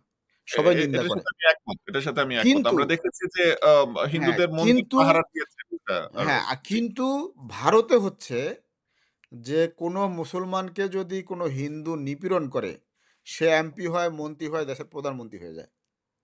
সে কিন্তু সেলিব্রিটি হয়। তার টাকা পয়সা হয়ে যায়। সব হয়ে যায়। চেহারা, স্বাস্থ্য সব বদলায়া যায়। তো এইটা সাম্প্রদায়িকতা বলে। তো এই যে আমি যে বলছি যে হিন্দুদের শিক্ষক হিসেবে নেওয়া যাবে না, এটা খুবই মানে একটা মানে বলবো নিরীহ শান্তিপূর্ণ একটা মন্তব্য। আচ্ছা। ঠিক আছে? এবং আপনি বলেছেন যে এটা আপনি রিঅ্যাকশনারি বলেছেন। যারা হিন্দু শিক্ষকরা বলেছেন তাদের একটা রিঅ্যাকশন হিসাবে আপনি আপনার রাজনৈতিক তাদের দল বা রিঅ্যাকশন একটা একবারে অভিভাবক চাইছেন। কিন্তু আমি এটা মানে অন্যদের মতো বলব না। যেটা হয় যে বাংলাদেশের রাজনৈতিক বক্তব্য না। এটা আমি সত্যিকার মিন করছি আরকি। আচ্ছা। যদি যদি মুসলমানদের উপরে, মুসলমান ছাত্রীদের উপরে নিপীড়ন বন্ধ না হয়, তাহলে হুম, অবশ্যই হচ্ছে হিন্দু সম্প্রদায়ের লোকরা টিচার হইতে পারবে না। এখন আপনি বলতে পারেন যে এটা কি? আপনার টিচার হওয়াটা কোনো রাইটস না কিন্তু। আপনি ধরেন ১০০ জন মুসলিম ছাত্রীর একজন হিন্দু টিচার, আমি হিন্দু টিচার না নিতে পারি। আমি মুসলিম টিচার নিবো। এটা কিন্তু আমার রাইটস আছে। তাহলে আপনি রাষ্ট্রের সকল নাগরিকের সমান অধিকার কিভাবে বাস্তবায়ন করলেন? এটা তো অধিকারের মধ্যেই পড়ে না। আমি মানে ইকুয়াল আমার এমপ্লয়মেন্ট সন্তানকে অপরচুনিটি সবার জন্য সমান চাকরির সুবিধা এটা কি সবার থাকতে জন্য পারবে না? সমান অপরচুনিটি বলে দুনিয়াতে কোনো কিছু নাই। মুসলিম যে ছাত্রী, ঠিক আছে? ছাত্রীর রাইটস আছে, সে সেফলি পড়াশোনা করবে। এইটা যদি কোনো টিচার নিশ্চিত করতে না পারে, তার শিক্ষক হওয়ার কোনো ধরনের রাইটস, কোনো ধরনের সুযোগ কিছুই নাই। মানে ওটা তো ইন্ডিভিজুয়াল টিচার নিশ্চিত করবে। একটা সম্প্রদায় হিসাবে টিচার কিভাবে নিশ্চিত করবে? সেই ক্ষেত্রে আপনি খুব তো সহজ অফেন্স জিনিস। হওয়ার পরে তাকে আপনি বরখাস্ত করবেন। আপনি না, অফেন্স না, না, হওয়ার না, না, না। আগেই আমি তো বরখাস্ত করার বরখাস্ত কোনো করব না। বরং সে কোনো হিন্দু টিচার যদি আসে কোনো মুসলমান ছাত্রীকে পড়াইতে, তাহলে সে বলবে যে, "আমি এই মুসলিম ছাত্রীর রিলিজিয়নকে সম্মান করব। তার ইজ্জত, আবরু সবকিছুকে সম্মান করব। আমি নিরাপদ বজায় রেখে আমি পড়তে প্রতিশ্রুতি দিলাম। যদি আমি এই ধরনের কোনো ধরনের মানে আকাম-কুকাম করি, তাহলে এটার জন্য আমি দায়ী থাকব।" এটা বলে আপনি টিচার হন।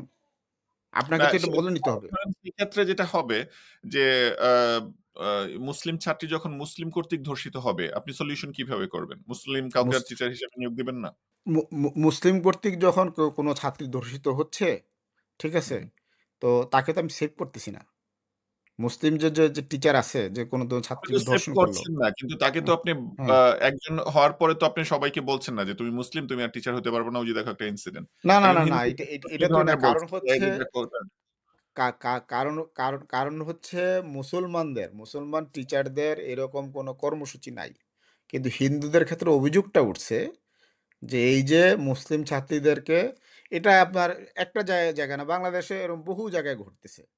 বহু জায়গায় ঘটতেছে যে যেটা হচ্ছে মানে আমাদের আপনি একটা যেটা বলছেন এটা যদি একটা অর্গানাইজড ক্রাইম হয়, এটা যদি একটা পরিকল্পিত এজেন্ডা হয় তাহলে পরে আপনি ইন্টারভেইন করবেন, তাই তো? সেটাই আমার কথা এই হচ্ছে এই সেটাই। ধরনের ইন্টারভেনশন আসলে বিশ্বে হয়েছে। যেমন আমেরিকাতে একবার আমার সাল বা তারিখ হুবহু মনে নাই। আমি প্যারাফ্রেজ করছি আরকি। যেমন আমেরিকান সেনাবাহিনীতে কিন্তু একটা সময়ে ইহুদিদের নিয়োগ দেয়া আইনগতভাবে নিষিদ্ধ ছিল। কিছু ইনসিডেন্টের কারণে, কিছু তথ্য পাচার এবং অন্যান্য কারণে অবভিয়াসলি। এটা বেশ আগের ঘটনা। বাট এ ধরনের ছিল একটা সময় ছিল। আচ্ছা, আমরা একটু মুভ অন করি আমাদের অনুষ্ঠানের সময়ের স্বার্থে এবং আপনার সময়ের স্বার্থেও। সেনাপ্রধান নিয়ে একটু কথা বলি। যখন এই অন্তর্বর্তীকালীন সরকার প্রতিষ্ঠিত হয়, আপনি সেনাবাহিনী বা সেনাপ্রধানের পক্ষে অনেক কথা বলেছেন, অনেক ফেসবুক পোস্ট দিয়েছেন এবং আপনি যারা সেনাপ্রধানের বিরুদ্ধে কথা বলে তাদেরকে দেশদ্রোহী, ইন্ডিয়ার চক্রান্তে পা দিচ্ছে এরকম করে মন্তব্য করেছেন। অতি সম্প্রতি আপনি নিজে সেনাবাহিনী প্রধানের বরখাস্ত চেয়েছেন আপনার ফেসবুক পোস্টে। আপনি তখন ভুল ছিলেন নাকি আপনি এখন ভুল? আমি মানে ২ সময় সঠিক। আচ্ছা, কিভাবে সেটা একটু ব্যাখ্যা করেন। সেটা হচ্ছে যে মানে আমি তো হচ্ছে আমার জনগণ, আমার রাষ্ট্রের হচ্ছে মানে স্বার্থটা সবার আগে দেখব। জি। যেই সময় সেনাপ্রধান প্রশ্নে কথা আসছে, সেই সময়টা হচ্ছিল আমাদের দেশকে মানে ঐক্যবদ্ধ রাখার এবং স্থিতিশীল রাখার মানে সময় আরকি। হুম, সেই সময়টাতে আপনি এই যে সেনাপ্রধানকে নিয়ে কথা বলা হইছে বলেই কিন্তু অন্তর্বর্তী সরকার দুর্বল হইছে। এবং আমরা যে অন্তর্বর্তী সরকারকে দুর্বল করার বিষয়ে আপনার যে সতর্কতা জারি করছিলাম, সেটা কিন্তু বাস্তবে প্রতিফলিত হইছে। হুম, এই যে ধরেন জুলাই সনদ এটা কি হইছে? জুলাই সনদ তো বেসিক্যালি হচ্ছে হইলো বিএনপি সনদ হইছে। হুম, বিএনপি যা চাইছে, যেভাবে চাইছে, সেভাবে একটা ঘোষণা দিয়া উনারা ওই যে সাইন করার একটা শুধু নাটক মঞ্চস্থ করছে। ঠিক হুম, আছে? এটার কোনো লিগ্যাল বেস নাই, কোনো কিছু নাই এবং আপনার এই দেখবেন আরকি বিএনপি যদি ক্ষমতায় আসে, বিএনপি আসবে। ডেমোক্রেটিক ওয়েতে নির্বাচন হইলে বিএনপি আসবে বইলা আমি প্রত্যাশা করি আরকি। ঠিক হুম, আছে? হুম। তো বিএনপি আসলে বিএনপি এইভাবে তো যাবে না।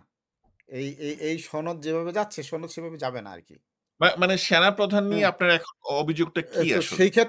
সেই ক্ষেত্রে জি। আমার কথাটা হইছে যে জুলাই সনদটা যেভাবে এই সরকার দুর্বল হওয়ার কারণে হইছে, এখন যে ব্যাপারটা হইছে যে বাংলাদেশের বর্তমানে আমরা কিন্তু একটা ফেইজে আসছি। এখন হুম, হুম, নির্বাচন হবে, নির্বাচিত সরকারের হাতে স ক্ষমতা চলে যাবে এবং এই জুলাইয়ে যেই মানে আমাদের যে লক্ষ্যগুলো বাস্তবায়ন না হয়েছে সেটার জন্য আমরা সংগ্রাম করব। পিসফুল দেশের মধ্যে। আমরা এই যে জি। এই যে ৭২ এর সংবিধানের বিরুদ্ধে কিন্তু লড়াই আমাদের বন্ধ হয় নাই। হুম, হুম, ৭২ এর সংবিধান অবশ্যই বাতিল হবে ইনশাআল্লাহ। বাংলাদেশে জি। এই সংবিধান থেকে মানুষ মুক্তি পাবে। তো সেটা আসবে নির্বাচিত সরকার হইলে অনেক ধরনের আন্দোলন সংগ্রামে আমরা যাব, কাজ করব। আমরা আমরা থাকবো, এনসিপি থাকবে। মানে আপনার বয়স্কদের শাসন এবং হচ্ছে তরুণদের হচ্ছে আপনার বিপ্লব এবং হচ্ছে সংস্কার। এই ২ টা সমান তালে চলতে থাকবে বাংলাদেশে। তো হুম, হুম। এইরকম একটা সময়ে হচ্ছে আমরা দেখতেছি যে নানান ধরনের ঘটনা ঘটতেছে। সেইখানে সেনাপ্রধানের ভূমিকা 100% প্রশ্নবিদ্ধ। হুম, ঠিক হুম। আছে? তো ভাই এখন তো আমি মানে উনাকে মানে টলারেট করব না। কারণ হচ্ছে এখন আমাদের এই কারণে বলতে হবে অনেকে তো বলবে সেনাপ্রধানের ভূমিকা যে প্রশ্নবিদ্ধ তারা এটা ১ বছর আগে বুঝেছিল। আপনি ১ বছর পরে বুঝতে না পারছেন। ১ বছর আগে বলার প্রবলেম আছে। এবং তারা কিন্তু এখন আর বলবে না। এখানে আমি আবার বলে দিচ্ছি আরকি। কারণ হচ্ছে এই এখন যে বাংলাদেশে নির্বাচন না হোক, এটা সবার আগে চায় হচ্ছে ইন্ডিয়া। এবং হচ্ছে খালেদা জিয়া বা তারেক রহমান কেউ বাংলাদেশের প্রধানমন্ত্রী না হোক, এটাও কিন্তু ইন্ডিয়া চায়। এটা কিন্তু আমাদের খেয়াল রাখতে হবে। এবং হুম, আমাদের এই ক্রিটিক্যাল পজিশন হওয়ার ফল হইছে একটা ভারতীয় এজেন্ডা ছিল পিআর। পিআর কিন্তু হুম, হয় নাই। পিআর বাতিল হয়ে গেছে। ভারতের অনেকগুলা এজেন্ডা কিন্তু হচ্ছে ফেইল করছে। এখন ফেইল করে এমন একটা জায়গায় আসছে নির্বাচন হইতে যাচ্ছে এবং ইনশাআল্লাহ একটা নির্বাচিত সরকার আসবে সেখানে বিএনপি দেশকে নেতৃত্ব দিবে। বিএনপির আচরণ নিয়ে, বিএনপির কার্যকলাপ নিয়ে আমাদের শতভাগ প্রশ্ন আছে। কিন্তু হুম। আমরা বিএনপির প্রতি আস্থা রাখতে পারি। এটা জিয়াউর রহমান এবা তো আপনার মানে বাংলাদেশের সবচেয়ে সেরা শাসক জিয়াউর জিয়াউর রহমান রহমান তো দিছেন। এখন নাই কিন্তু বিএনপিতে। বিএনপিতে কিন্তু আছেন তারেক কিন্তু রহমান। কিন্তু খালেদা জিয়ার যে শাসন, হ্যাঁ? খালেদা জিয়ার শাসন বাংলাদেশের মানে আমি বলব জিয়াউর রহমান একটা আলাদা। উনি যে পরিবর্তন করেছে। কিন্তু বাংলাদেশের বেস্ট শাসন তো হচ্ছে মূলত খালেদা জিয়ার শাসন। তার সময়ে আমাদের এখানে সব পরিবর্তন হইছে। এবং হচ্ছে মানুষ ভালো থাকতে পারছে। বাট উনি নানানভাবে ডিস্টার্বড ছিলেন। তো সেই জায়গা থেকে আমরা বিএনপির লিডারশিপের ব্যাপারে এতটুকু আস্থাশীল যে তাদের হাতে স্বাধীনতা সার্বভৌমত্ব হেফাজত থাকবে। আপনি এবং দেশটা জামাতের ব্যাপারে এই একই কথা কেন বলতে পারছেন না? এটা আমার জামাতের ব্যাপারে বলার কোনো কারণ নাই। কারণ হচ্ছে জামাতের হাতে আপনার দেশ এবং স্বাধীনতাকে আপনি সুরক্ষিত মনে করছেন না? নাকি তাদের অতীত রেকর্ড না, না নাই শাসন করার? জামাত যদি নির্বাচিত হয়, ক্ষমতায় আসে, জামাত নিয়ে আমার কোনো আপত্তি নাই। হুম, হুম, আমি সাপোর্ট করব অবশ্যই। ঠিক আছে? কিন্তু আমি বলছি যে এখন পর্যন্ত আমরা যেহেতু মানুষ, আমরা বাস্তবতার আলোকে দেখব, সেখানে বিএনপি আসতে পারে। বিএনপি আসার সম্ভাবনা বেশি। ঠিক হুম, আছে? হুম। যদি বিএনপি আসে তাহলে বাংলাদেশ ভালো থাকবে। এখন বিএনপি না আসুক এটা কে চায়? এটা ভারত চায়। মানে বিএনপি এখানে এবং একটা হচ্ছে একটা সমস্যা যেটা সেটা হচ্ছে আপনি জিয়াউর রহমানের কথা বলেছেন, আপনি বেগম খালেদা জিয়ার কথা বলেছেন। কিন্তু অনেকেই বলছেন যে বিএনপির যে বর্তমান বিএনপি সেটা তো জিয়াউর রহমানের আমলের বিএনপি নাই। খালেদা জিয়ার আমলের বিএনপিও না। এখন বিএনপি হয়ে গেছে এক হচ্ছে যে নারায়ণগঞ্জের জাকির খানদের বিএনপি। না, না, না। অথবা বিএনপি হয়ে গেছে যে এই এই এইটা এই এই এগুলা হচ্ছে তাদের এটা আওয়ামীদের বিএনপি। এটা বাংলাদেশের রাজনীতির একটা সিলি ব্যাপার আরকি। জাকির খান কি বিএনপির নীতি নির্ধারণ করে নাকি? কিন্তু সারা বাংলাদেশে বিএনপির যে এই চাঁদাবাজি এটা নিয়ে সেটা কিন্তু আলাদা সবাই বিষয়। সেটা আপনার আইন মানে শৃঙ্খলা, এই যে জাকির খাসলত খানরা সারা বাংলাদেশে না, বিএনপিকে না, না, দখল না। করে আছেন। জাকির খান বাংলাদেশের কোনো পলিসি নির্ধারণ করে না। করবে না কখনোই। ঠিক আছে? বাট আমি বলতেছি যে আমরা এটাই হলো একটা মানে সমস্যা আরকি। বিএনপিকে কিন্তু আমাদের চেয়ে বেশি ক্রিটিক কেউ করে নাই। এখন আমরা করি। আমি বলতেছি যে মানে এমন একটা স্ট্যান্ডার্ড এ ক্রিটিকটা করা দরকার, হ্যাঁ? যাতে হইলো অন্ততপক্ষে নিজেদের সম্মানটা রক্ষা পায়। মানে আপনি জাকি বিএনপির যে নীতি নির্ধারণের কথা বলছেন, যারা নীতি নির্ধারণ পর্যায়ে আছে স্থায়ী কমিটির সদস্য সহ কি মেম্বাররা। আপনার কি মনে হয় না যে বাংলাদেশে আপনি ভারতের বিপক্ষে স্বাধীনতা সার্বভৌমত্ব রক্ষার বিষয়টা একটু আগে বলেছেন। যে আওয়ামী লীগের পরে ভারতের সবচেয়ে বেশি হোল্ড বিএনপির উপরেই আছে এটা আপনার মনে হয় না? এটা মনে হয় কিন্তু আবার এটা হচ্ছে যে আপনার যদি আপনি ক্লোজলি বিএনপিকে জানেন, ঠিক আছে? হু, হু, বিএনপির ভিতরে বহু ধারা আছে। বহু ধারা আছে নির্বাচন হইলে, সরকার আসলে সেটার মধ্যে কে কতটুকু প্রভাব রাখবে, কিভাবে রাখবে এগুলো অনেক বিষয় চলে আসবে আরকি। হু, ঠিক হু, আছে? কিন্তু বিএনপি ক্ষমতায় আসছে। বিএনপি ক্ষমতায় চলে আসলে বিএনপির ভেতরকার ভারতপন্থীরাই কতটা পাকিস্তানপন্থী হয়ে যায় তারই কি ঠিক আছে নাকি? হু, হু, এটা হচ্ছে গুরুত্বপূর্ণ।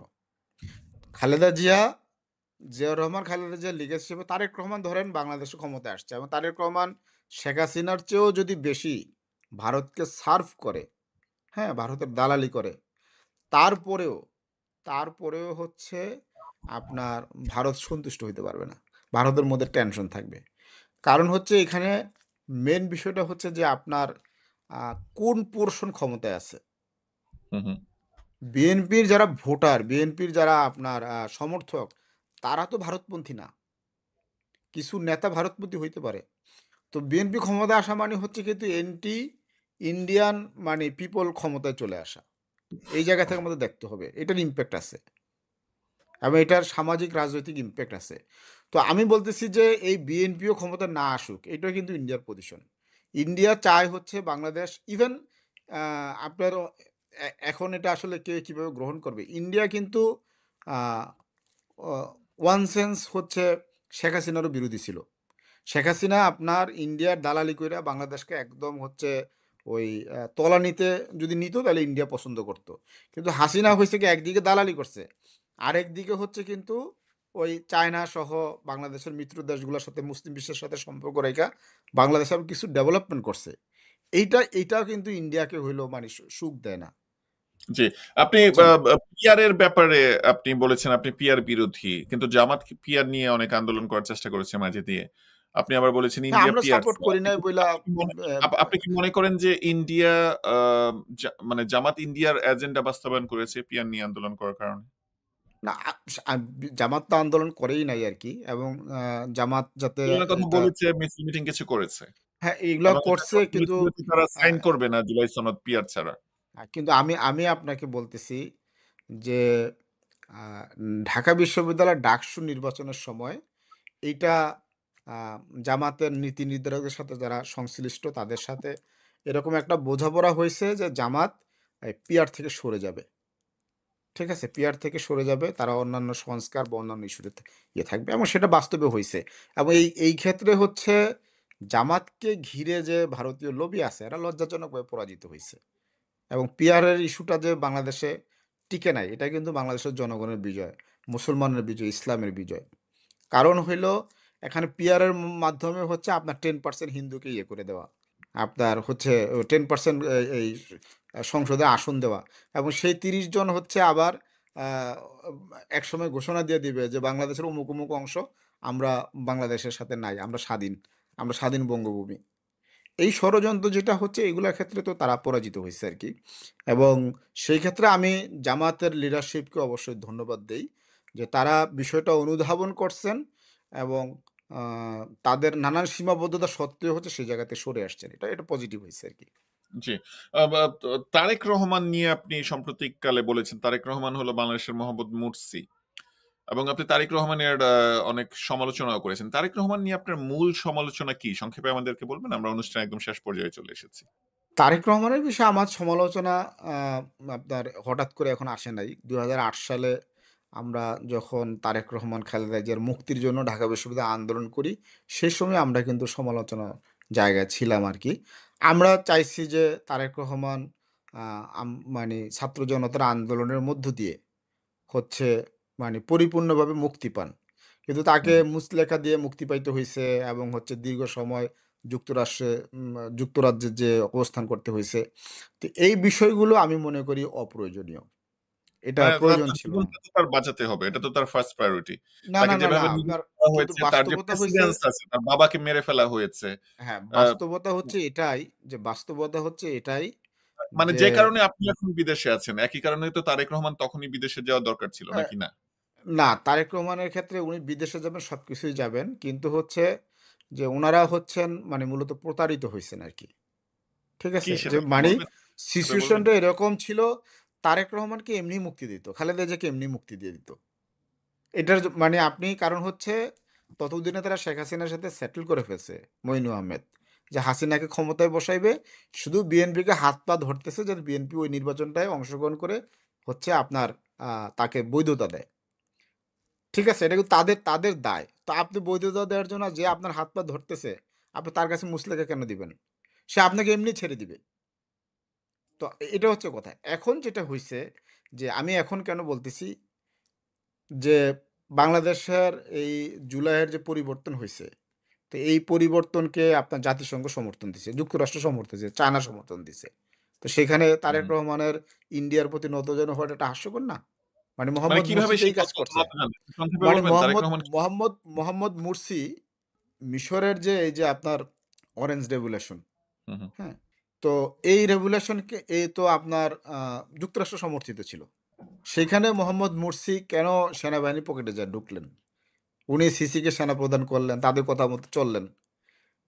আপনার মানে গ্লোবাল পাওয়ারের জায়গাতে দেখলে আপনার পিছনে তো আছে, শক্তি আছে না? হুম, হুম। বাংলাদেশে ধরেন তারেক রহমান যদি ক্ষমতায় আসে, তো তারেক রহমানের পিছনে আমেরিকা থাকবে, চায়না থাকবে, বড়, বড় শক্তিরা থাকবে। তো এখানে ভারতের নতজানু উনার তো হওয়ার দরকার নাই। বরং নতজানু হইতে যেয়ে ভারত হচ্ছে এরকম যে উনি ভারতের সাথে যতই সম্পর্ক রাখুক না কেন কিন্তু ভারত তাকে টলার করবে না।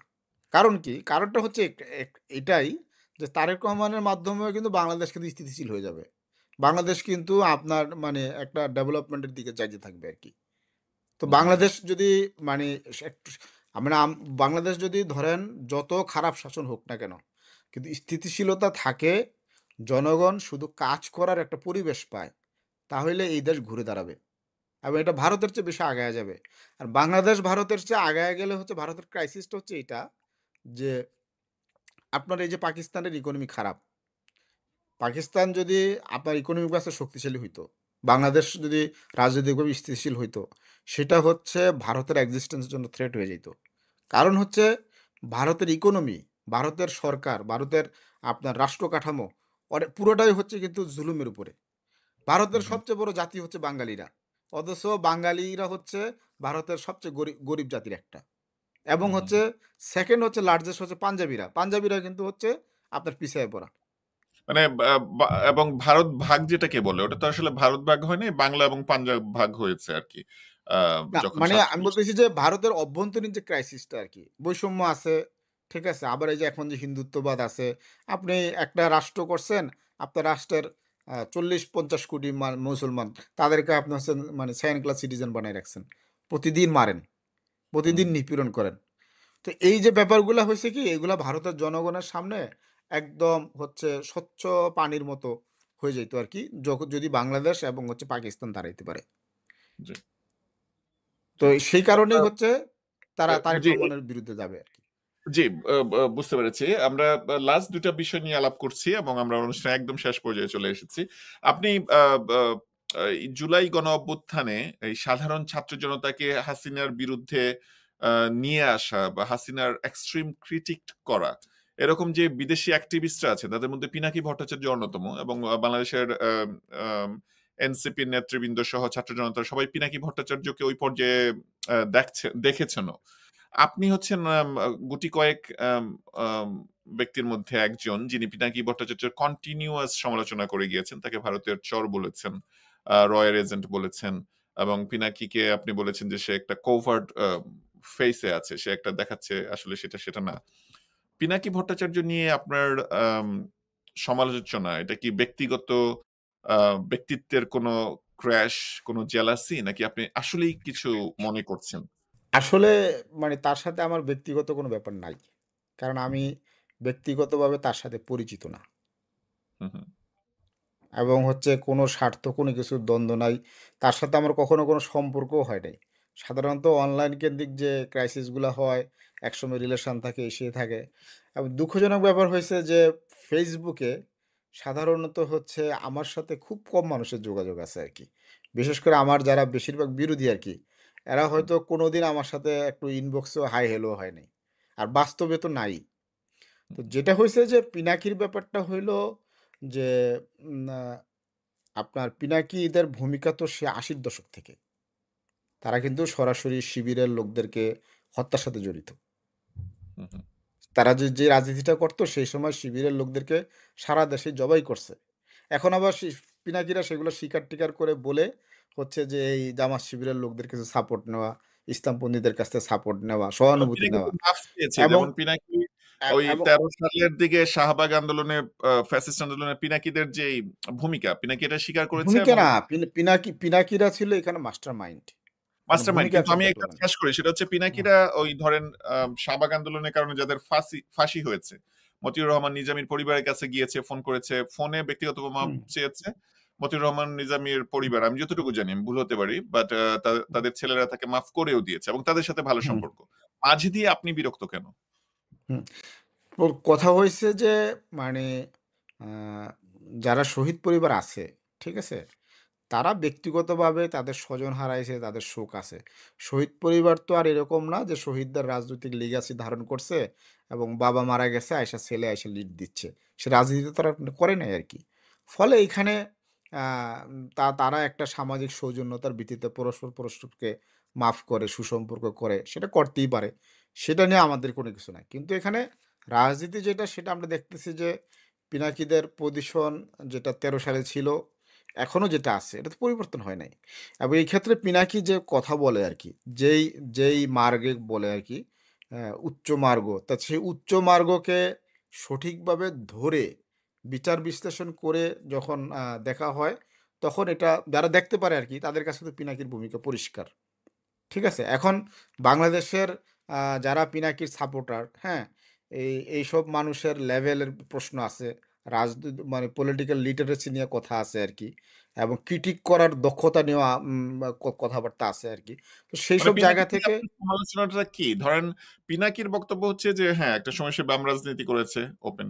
একটা সময় সে শাহবাগ আন্দোলন করেছে, মাস্টারমাইন্ড আপনার হিসাব মতে, ওপেন। পরবর্তীতে সে পরিবর্তন হয়েছে এবং তার একটা দীর্ঘ সময় কিন সে আওয়ামী কিন্তু শাসকের পিনাকি বিরুদ্ধে legacy করেছে, কিন্তু রেগুলার কিন্তু দিয়েছে, কিন্তু জনমত পিনাকি হয়েছে, হ্যাঁ, কিন্তু পিনাকি গ্রামে-গঞ্জে পর্যন্ত রিচ হয়েছে। তাই না? বাংলাদেশের সবচেয়ে বড় অ্যাক্টিভিস্ট এখন পিনাকি। আ হ্যাঁ। তো এখন আপনার সমালোচনাটা কি? এখন তার মানে আগেরগুলো বাদ দিলে এখন তার সমালোচনা খুবই সহজ যে পিনাকি সবসময় একটা হিন্দু রাজনীতি করে। ঠিক আছে? আপনি হাসিনার বিরোধিতার সাথে আপনার হিন্দুত্ববাদের যে রাজনীতি যেটা আছে সেটা পিনাকি মানে সবসময় করে। ইসকনের বিরুদ্ধে তো এবং পিনাকি এ নাকি? এব এ এবং হচ্ছে না আমি বলছি এটা হিন্দু রাজনীতি। এটার সাথে ইসকন বা এরকম কোনো কিছু না।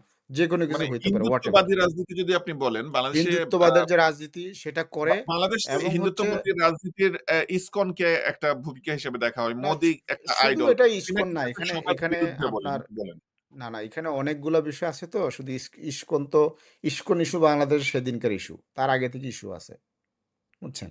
সেক্ষেত্রে হইছে যে আপনার পিনাকির ফ্যামিলি হচ্ছে ফ্যামিলি মেম্বাররা তারা কিন্তু হচ্ছে ভারতীয় সেনাবাহিনীতে কর্মরত। এটা আপনার ইয়ে।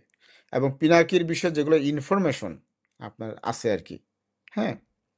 যেমন সে ভারতে গেছে। বাংলাদেশ সীমান্ত পার হয়ে ভারতে গেছে, সেখান থেকে আরেক দেশে গেছে। তার মানে কি? মানে হইছে তার ভারতীয় পাসপোর্ট আছে। হ্যাঁ? আপনার ভারতীয় পাসপোর্ট আছে। তারপরে পিনাকি আপনার ফ্রান্সে ছিল। পিনাকির পিনাকির যে সবচেয়ে বড় ইয়েটা হইলো এটা তার রিলিজিয়াস সম্পর্ক আছে কিন্তু। হিন্দু ধর্মে কোনো মানুষ যদি মানে তার নাস্তিক হয় ভারতীয় পাসপোর্ট আছে, এটা আপনি কিভাবে অ্যাজাম্পশন করছেন? ধরেন সে বাংলাদেশ থেকে বাংলাদেশী পাসপোর্ট নিয়ে ইন্ডিয়াতে গেল এবং ইন্ডিয়া থেকে সে হ্যাঁ, আবার ফ্রান্সের ভিসা আছে, ইন্ডিয়া থেকে সে ফ্রান্সে এটা গেল। কি সম্ভব? আপনি বলেন এটা কি সম্ভব? যেমন ধরেন আপনি যদি এখন আম আ ইউরোপে যাবেন বা আমেরিকায় আসবেন, আপনি মাঝে হ্যাঁ, দিয়ে আপনি যদি আমি ব্রেক নেন, আমি সৌদি আরবে ব্রেক নেন, উমরা করেন ১৫ দিন থাকেন তারপরে আসেন। এটা তো সম্ভব। হ্যাঁ, হ্যাঁ। তাহলে তো আমি ইন্ডিয়াতে যে কেন উমরা করতে গেলাম, আমি উমরা করতে গেলাম কি হচ্ছে টুপ করে সৌদি আরবে ঢুকে যেতে পারলাম। তারপরে হচ্ছে মানে আমি বাংলাদেশী পাসপোর্ট দিলাম এবং সেখান থেকে আপনার ফ্রান্স আমাকে হচ্ছে ফ্রান্সের ভিসা দিয়ে দিবে? আগে থেকে যদি আপনার ফ্রান্সের ভিসা থাকে, আপনি সৌদি আরবের ভিসা আছে, না, ফ্রান্সের না, ভিসা না। আছে। সৌদি আরবে গিয়ে সৌদি আরব আপনার থেকে এগুলা ল্যান্ডিং ইনফরমেশন সবকিছু নিয়েই করবে। ইমিগ্রেশন দেখবে না? আপনি ফ্রান্সে মানে আপনি ফরাসি যে ফ্লাইটে উঠবেন, তা আপনি ইমিগ্রেশন পার হবেন না? ইমিগ্রেশন কার্ডটা পার হবেন। মানে আমি আপনি তো বিশেষজ্ঞ ইন্ডিয়ার না। আমি অনেককে হ্যাঁ, ব্যক্তিগতভাবে ফলে জানি। ফলে আমি এটাই বলতেছি আরকি যে এখানে এগুলা একটা ব্যাপার আছে। আরেকটা হইছে যে পিনাকির সবচেয়ে মানে আমি পিনাকিকে ধরার কোড যেটা আমি বলে দিচ্ছি আরকি। জি, জি, জি। সেটা হচ্ছে কন্টিনিউয়াসলি মিথ্যাচার। সেটা হইছে ধরেন হিন্দু ধর্মে কেউ যদি নাস্তিক হয় সে কিন্তু হিন্দু হইতে পারে। এটা জানেন আচ্ছা, কিনা? ইন্ডিয়ান কনস্টিটিউশন অনুযায়ী মুসলমান বাদে এই যে বৌদ্ধ, জৈন এরা সবাই কিন্তু হিন্দু হিসাবে ট্রিটেড কিন্তু। আচ্ছা। তারপরে তফসিলি সম্প্রদায়ের কিন্তু সব হিন্দু না। সবাইকে হিন্দু গণ্য করা। তো সেরকম এই ধরেন যে পিনাকি নাস্তিক অমুক-তমুক সবকিছু বলতেছে। এক হইল যে নাস্তিক হইলে হিন্দু হইতে পারে, আর হইল যে এই হিন্দু হয়ে মুসলমানের মধ্যে কাজ করার জন্য কন্টিনিউয়াসলি যে মিথ্যাচার করা, সে মিথ্যাচারগুলো আবার পিনাকি স্বীকার করে। যেরকম আপনার ফ্রান্স থেকে সে ইসরায়েলি পণ্য বিরোধী কিন্তু বেশ কিছু পোস্ট দিছে। অথচ পরবর্তীতে খবর আসলো যেই পণ্য এতে লরেল আরকি। লরেল কিন্তু হইছে ওই যে ডিবিএস এর মানে ডেজিগনেটেড একটা সংগঠন। সে মানে ডিবিএস এর মানে লরেলে চাকরি করছে। বিডিএস বিডিএস মুভমেন্টের কথা বলছেন। হ্যাঁ, তো সে কিন্তু লরেলে আবার চাকরি করছে। তো এই ধরনের মানে প্রতারণা যারা করে আরকি এবং তার যে কার্যক্রম আমি বললাম আরকি, সবকিছু মিলাইলে আপনি দেখবেন যে জিনিস কি এবং আমরা কিন্তু ধরাই দিছি যে হাসিনা একটা জালিয়াতি নির্বাচন করে ক্ষমতায় মানে ধরে রাখছে। সেই সময় জনগণের চোখ ফেরানোর জন্য পিনাকি এই ভারতীয় পণ্য বিরোধী আন্দোলন করছে। তাই না? আমার প্রশ্ন হইল এই যে অন্তর্বর্তী সরকারের সময় ভারতের সাথে বাংলাদেশের কোনো কিছু হয় নাই। যা হাসিনা করে গেছে সবই বহাল আছে। ওই আদানি গ্রুপকে উল্টা টাকা দিছে। অ ইলিশ মাছ হচ্ছে কয়েক গুণ বেশি পাঠাইছে। সবই তো হইছে। এখন কিন্তু হচ্ছে আপনার আ ইন্ডিয়ান পণ্য বিরোধী কোনো আন্দোলন নাই। কেন নেই? বরং এখ এ এখ এখন না উল্টা বাংলাদেশে গণহত্যা করে শেখ হাসিনা ভারতে যেয়ে আশ্রয় নিছে। তাইলে এখনই তো হইলো ভারত বিরোধী হচ্ছে সবচেয়ে বেশি আন্দোলনে পিনাকির ঝাঁপায় পড়ার কথা। এখন করে নাই। কারণ হচ্ছে ওটা তো এখন তো সেই সেম লজিক হতে পারে যে লজিক আপনি দেখিয়েছেন যে সরকারকে স্ট্যাবিলিটি দিতে হবে। এখন এটা সেটা বললে না, না, সরকারের না, মধ্যে না। এটা ইন্ডিয়া বিরোধী আন্দোলন করলে সরকার মানে আনস্টেবল হওয়ার কোনো কিছু নাই তো। বুঝছেন? তো যেটা হইছে যে এরা মানে এবং হইছে যে ওই তার ইন্ডিয়া বিরোধী মুভমেন্ট ছাপায়া কোটা বিরোধী আন্দোলন যখন হইছে এই কারণে সে ওই যে ভিপি নূরকে বলছে যে মাটিতে পুঁতে ফেলবে। হ্যাঁ? এরকম ঘোষণা দিয়ে কিন্তু ফেসবুকে আপনার করছে। তো যেটা হইছে যে কোটা বিরোধী আন্দোলন যখন একটা পর্যায়ে চলে গেছে, পিনাকিরা রাতারাতি বিপ্লবী হইছে। এবং সেইখানে এই ফেসবুক অনলাইনে যে হুলিগান যারা আছে আরকি, তারা আবার পিনাকিদের এইসব ভূমিকাকে গায়েব করে দিয়ে তাকে পীর বানাইছে। বাট জি, ইম্পোর্টেন্ট বিষয় হচ্ছে যে পিনাকি চিহ্নিত। যেহেতু চিহ্নিত, তার পক্ষে বাংলাদেশের যদি ৪০ কোটি মানুষ মানে ২০ কোটির সাথে আরো ২০ কোটি এসে যোগ হয়, কোনো লাভ নাই। হুম, হুম। বাংলাদেশের জনগণের কাছে পিনাকি শত্রু। এখানে ২০ লাখ ৩০ লাখ মানুষের কোনো কোয়েশ্চেন নাই। আপনার জি, একটা দেশের ন্যাশনাল ইন্টারেস্টের বিরুদ্ধে পজিশন নেওয়া এবং হচ্ছে এখানে আপনি মানে আহ, ধরেন সে যেইগুলা মিলাই জিলাই বক্তব্য দেয় আর কি। হ্যাঁ, আমি আপনার একটা জিনিস ধরাই দিই আর কি। এই সেনাপ্রধান জেনারেল ওয়াকারকে সরায়ে কামরুল ইসলাম না বা কি কামরুল নামে একটা লোককে হচ্ছে এই সেনাপ্রধান করার জন্য পিনাকিরা প্রচার চালাইছিল। হ্যাঁ, এখন দেখেন প্রবলেমটা কোথায়? সেনাবাহিনী সম্পর্কে যারা জানে বা সেনাবাহিনী সংশ্লিষ্টরা সেটা জানে যে কামরুল হচ্ছে একজন প্রো ইন্ডিয়ান। প্রো ইন্ডিয়ান এই অন্তর্বর্তী সরকারের পরে ক্ষমতা আসার পরে উনি মানে বিশাল একজন প্রো আমেরিকান হয়েছেন আর কি। ঠিক আছে? অথচ মানে সেনাবাহিনীতে কে কাকে সরায় কে নিয়োগ পাবে এটা তো পিনাকির বলার দরকার নাই। পিনাকি এটা নির্ধারণ করতে পারে না। তো এই যে এইগুলা দিয়ে দিয়ে হইলো তারা কিন্তু হচ্ছে আপনার ধরা খায় আর কি। বুঝছেন? জি, জি, আমরা অনুষ্ঠানের একদম শেষ পর্যায়ে চলে এসেছি। আমরা জাতীয় বিপ্লবী পরিষদ নিয়ে একটু কথা বলি। জাতীয় বিপ্লবী পরিষদ আপনার গড়া সংগঠন। আপনারা মোটামুটি ১ বছরের সময়কালের মতো হয়েছে কম বেশি। এই ১ বছরের মধ্যেই দেখা গিয়েছে আপনাদের রাজনৈতিক প্রধান এবং সাংগঠনিক প্রধান পদত্যাগ করেছেন। আম আ এবং আম আপনি নিজে দেশের বাইরে আছেন। জাতীয় বিপ্লবী পরিষদের আপনি ভবিষ্যৎ কি দেখছেন? আপনাদের রাজনীতির কিভাবে আগাবে? আপনার পরিকল্পনা কি? রাজনীতি আসলে ভবিষ্যৎ দেখা না আর কি। রাজনীতিতে মূলত কন্টিনিউয়াসলি কাজ করে যাইতে হয় এবং আমরা যেই ধারার রাজনীতি করি, এই রাজনীতি মা বাংলাদেশে আপনার আ মানে আ সহজ না আরকি, কঠিন। কারণ কি? হচ্ছে আমরা হচ্ছি মুসলিম জাতীয়তাবাদী। বাংলাদেশে আওয়ামী লীগ আছে, বিএনপি আছে এবং ইসলামপন্থী দল আছে। কিন্তু মুসলিম জাতীয়তাবাদী এই কোনো রাজনীতি বাংলাদেশে নাই। হ্যাঁ? এবং সেই জায়গা থেকে আমাদের স্ট্রাগলটা অনেক বেশি। আমাদেরকে তো কেউ সহযোগিতা করে না। আমাদের বিরুদ্ধে সবাই এবং যেহেতু আমাদের রাজনৈতিক প্রধান, সাংগঠনিক প্রধান তারা একটা অতীতের রাজনৈতিক ব্যাকগ্রাউন্ড থেকে আসছেন এবং তাদের একটা সারাউন্ডিংস আছে। হ্যাঁ? ফ্রেন্ডস অ্যান্ড ফ্যামিলি আছে। তো সব দিক থেকেই কিন্তু মুসলিম জাতীয়তাবাদ করলে তারা চাপের মুখে থাকে আরকি। শুধু তো উনারা না আরো অনেকেই আছেন আরকি। এবং বিশেষ করে হচ্ছে ১৯৪৭ এর যে রিপাবলিক প্রশ্নে পজিশন নেওয়া। তো এইটা নেওয়ার মানে মানে এটা বাংলাদেশে কোনো সুখকর ব্যাপার না। এটা একদিক। এবং হচ্ছে নানান ধরনের মানে আমি বলব যে আ হয়রানিরও শিকার হইতে হয়। বিশেষ করে একঘরে করা, নিষ্ক্রিয় আ মানে আমরা আ আমাদের কোনো ইমপ্যাক্ট নাই বা আমাদেরকে কোনো জায়গায় জায়গা না দেওয়া ব্যাপারটা আছে। এই স্ট্রাগলটা আমরা করতেছি আরকি। তো এই স্ট্রাগলের সাথে আবার হচ্ছে আ আ বেশ কিছু আপনার রাজনৈতিক সিচুয়েশনেরও ব্যাপার আছে। এবং আমাদের পার্সোনাল ম্যাটার্স জড়িত আরকি। তো সেই ক্ষেত্রে আশা করি মানে আমরা আশা করি আমরা সবসময় দোয়ার উপর থাকি আরকি। যেহেতু মুসলিম জাতীয়তাবাদের মানে কোর জায়গা হচ্ছে আ আল্লাহর উপর সবসময় বিশ্বাস এবং হচ্ছে আস্থা থাকা, তাওয়াক্কুল করা। তো সেই জায়গা থেকে আমরা মনে করি আমাদের স্ট্রাগল জারি আছে এবং আল্লাহ যখন কবুল করবে তখন আমরা ফ্লারিশ হব। তো এটা নিয়ে আমাদের মধ্যে কোনো ইয়ে নাই। আমরা যেটা দেখি যে আমরা চেষ্টাটা করতে পারতেছি কিনা?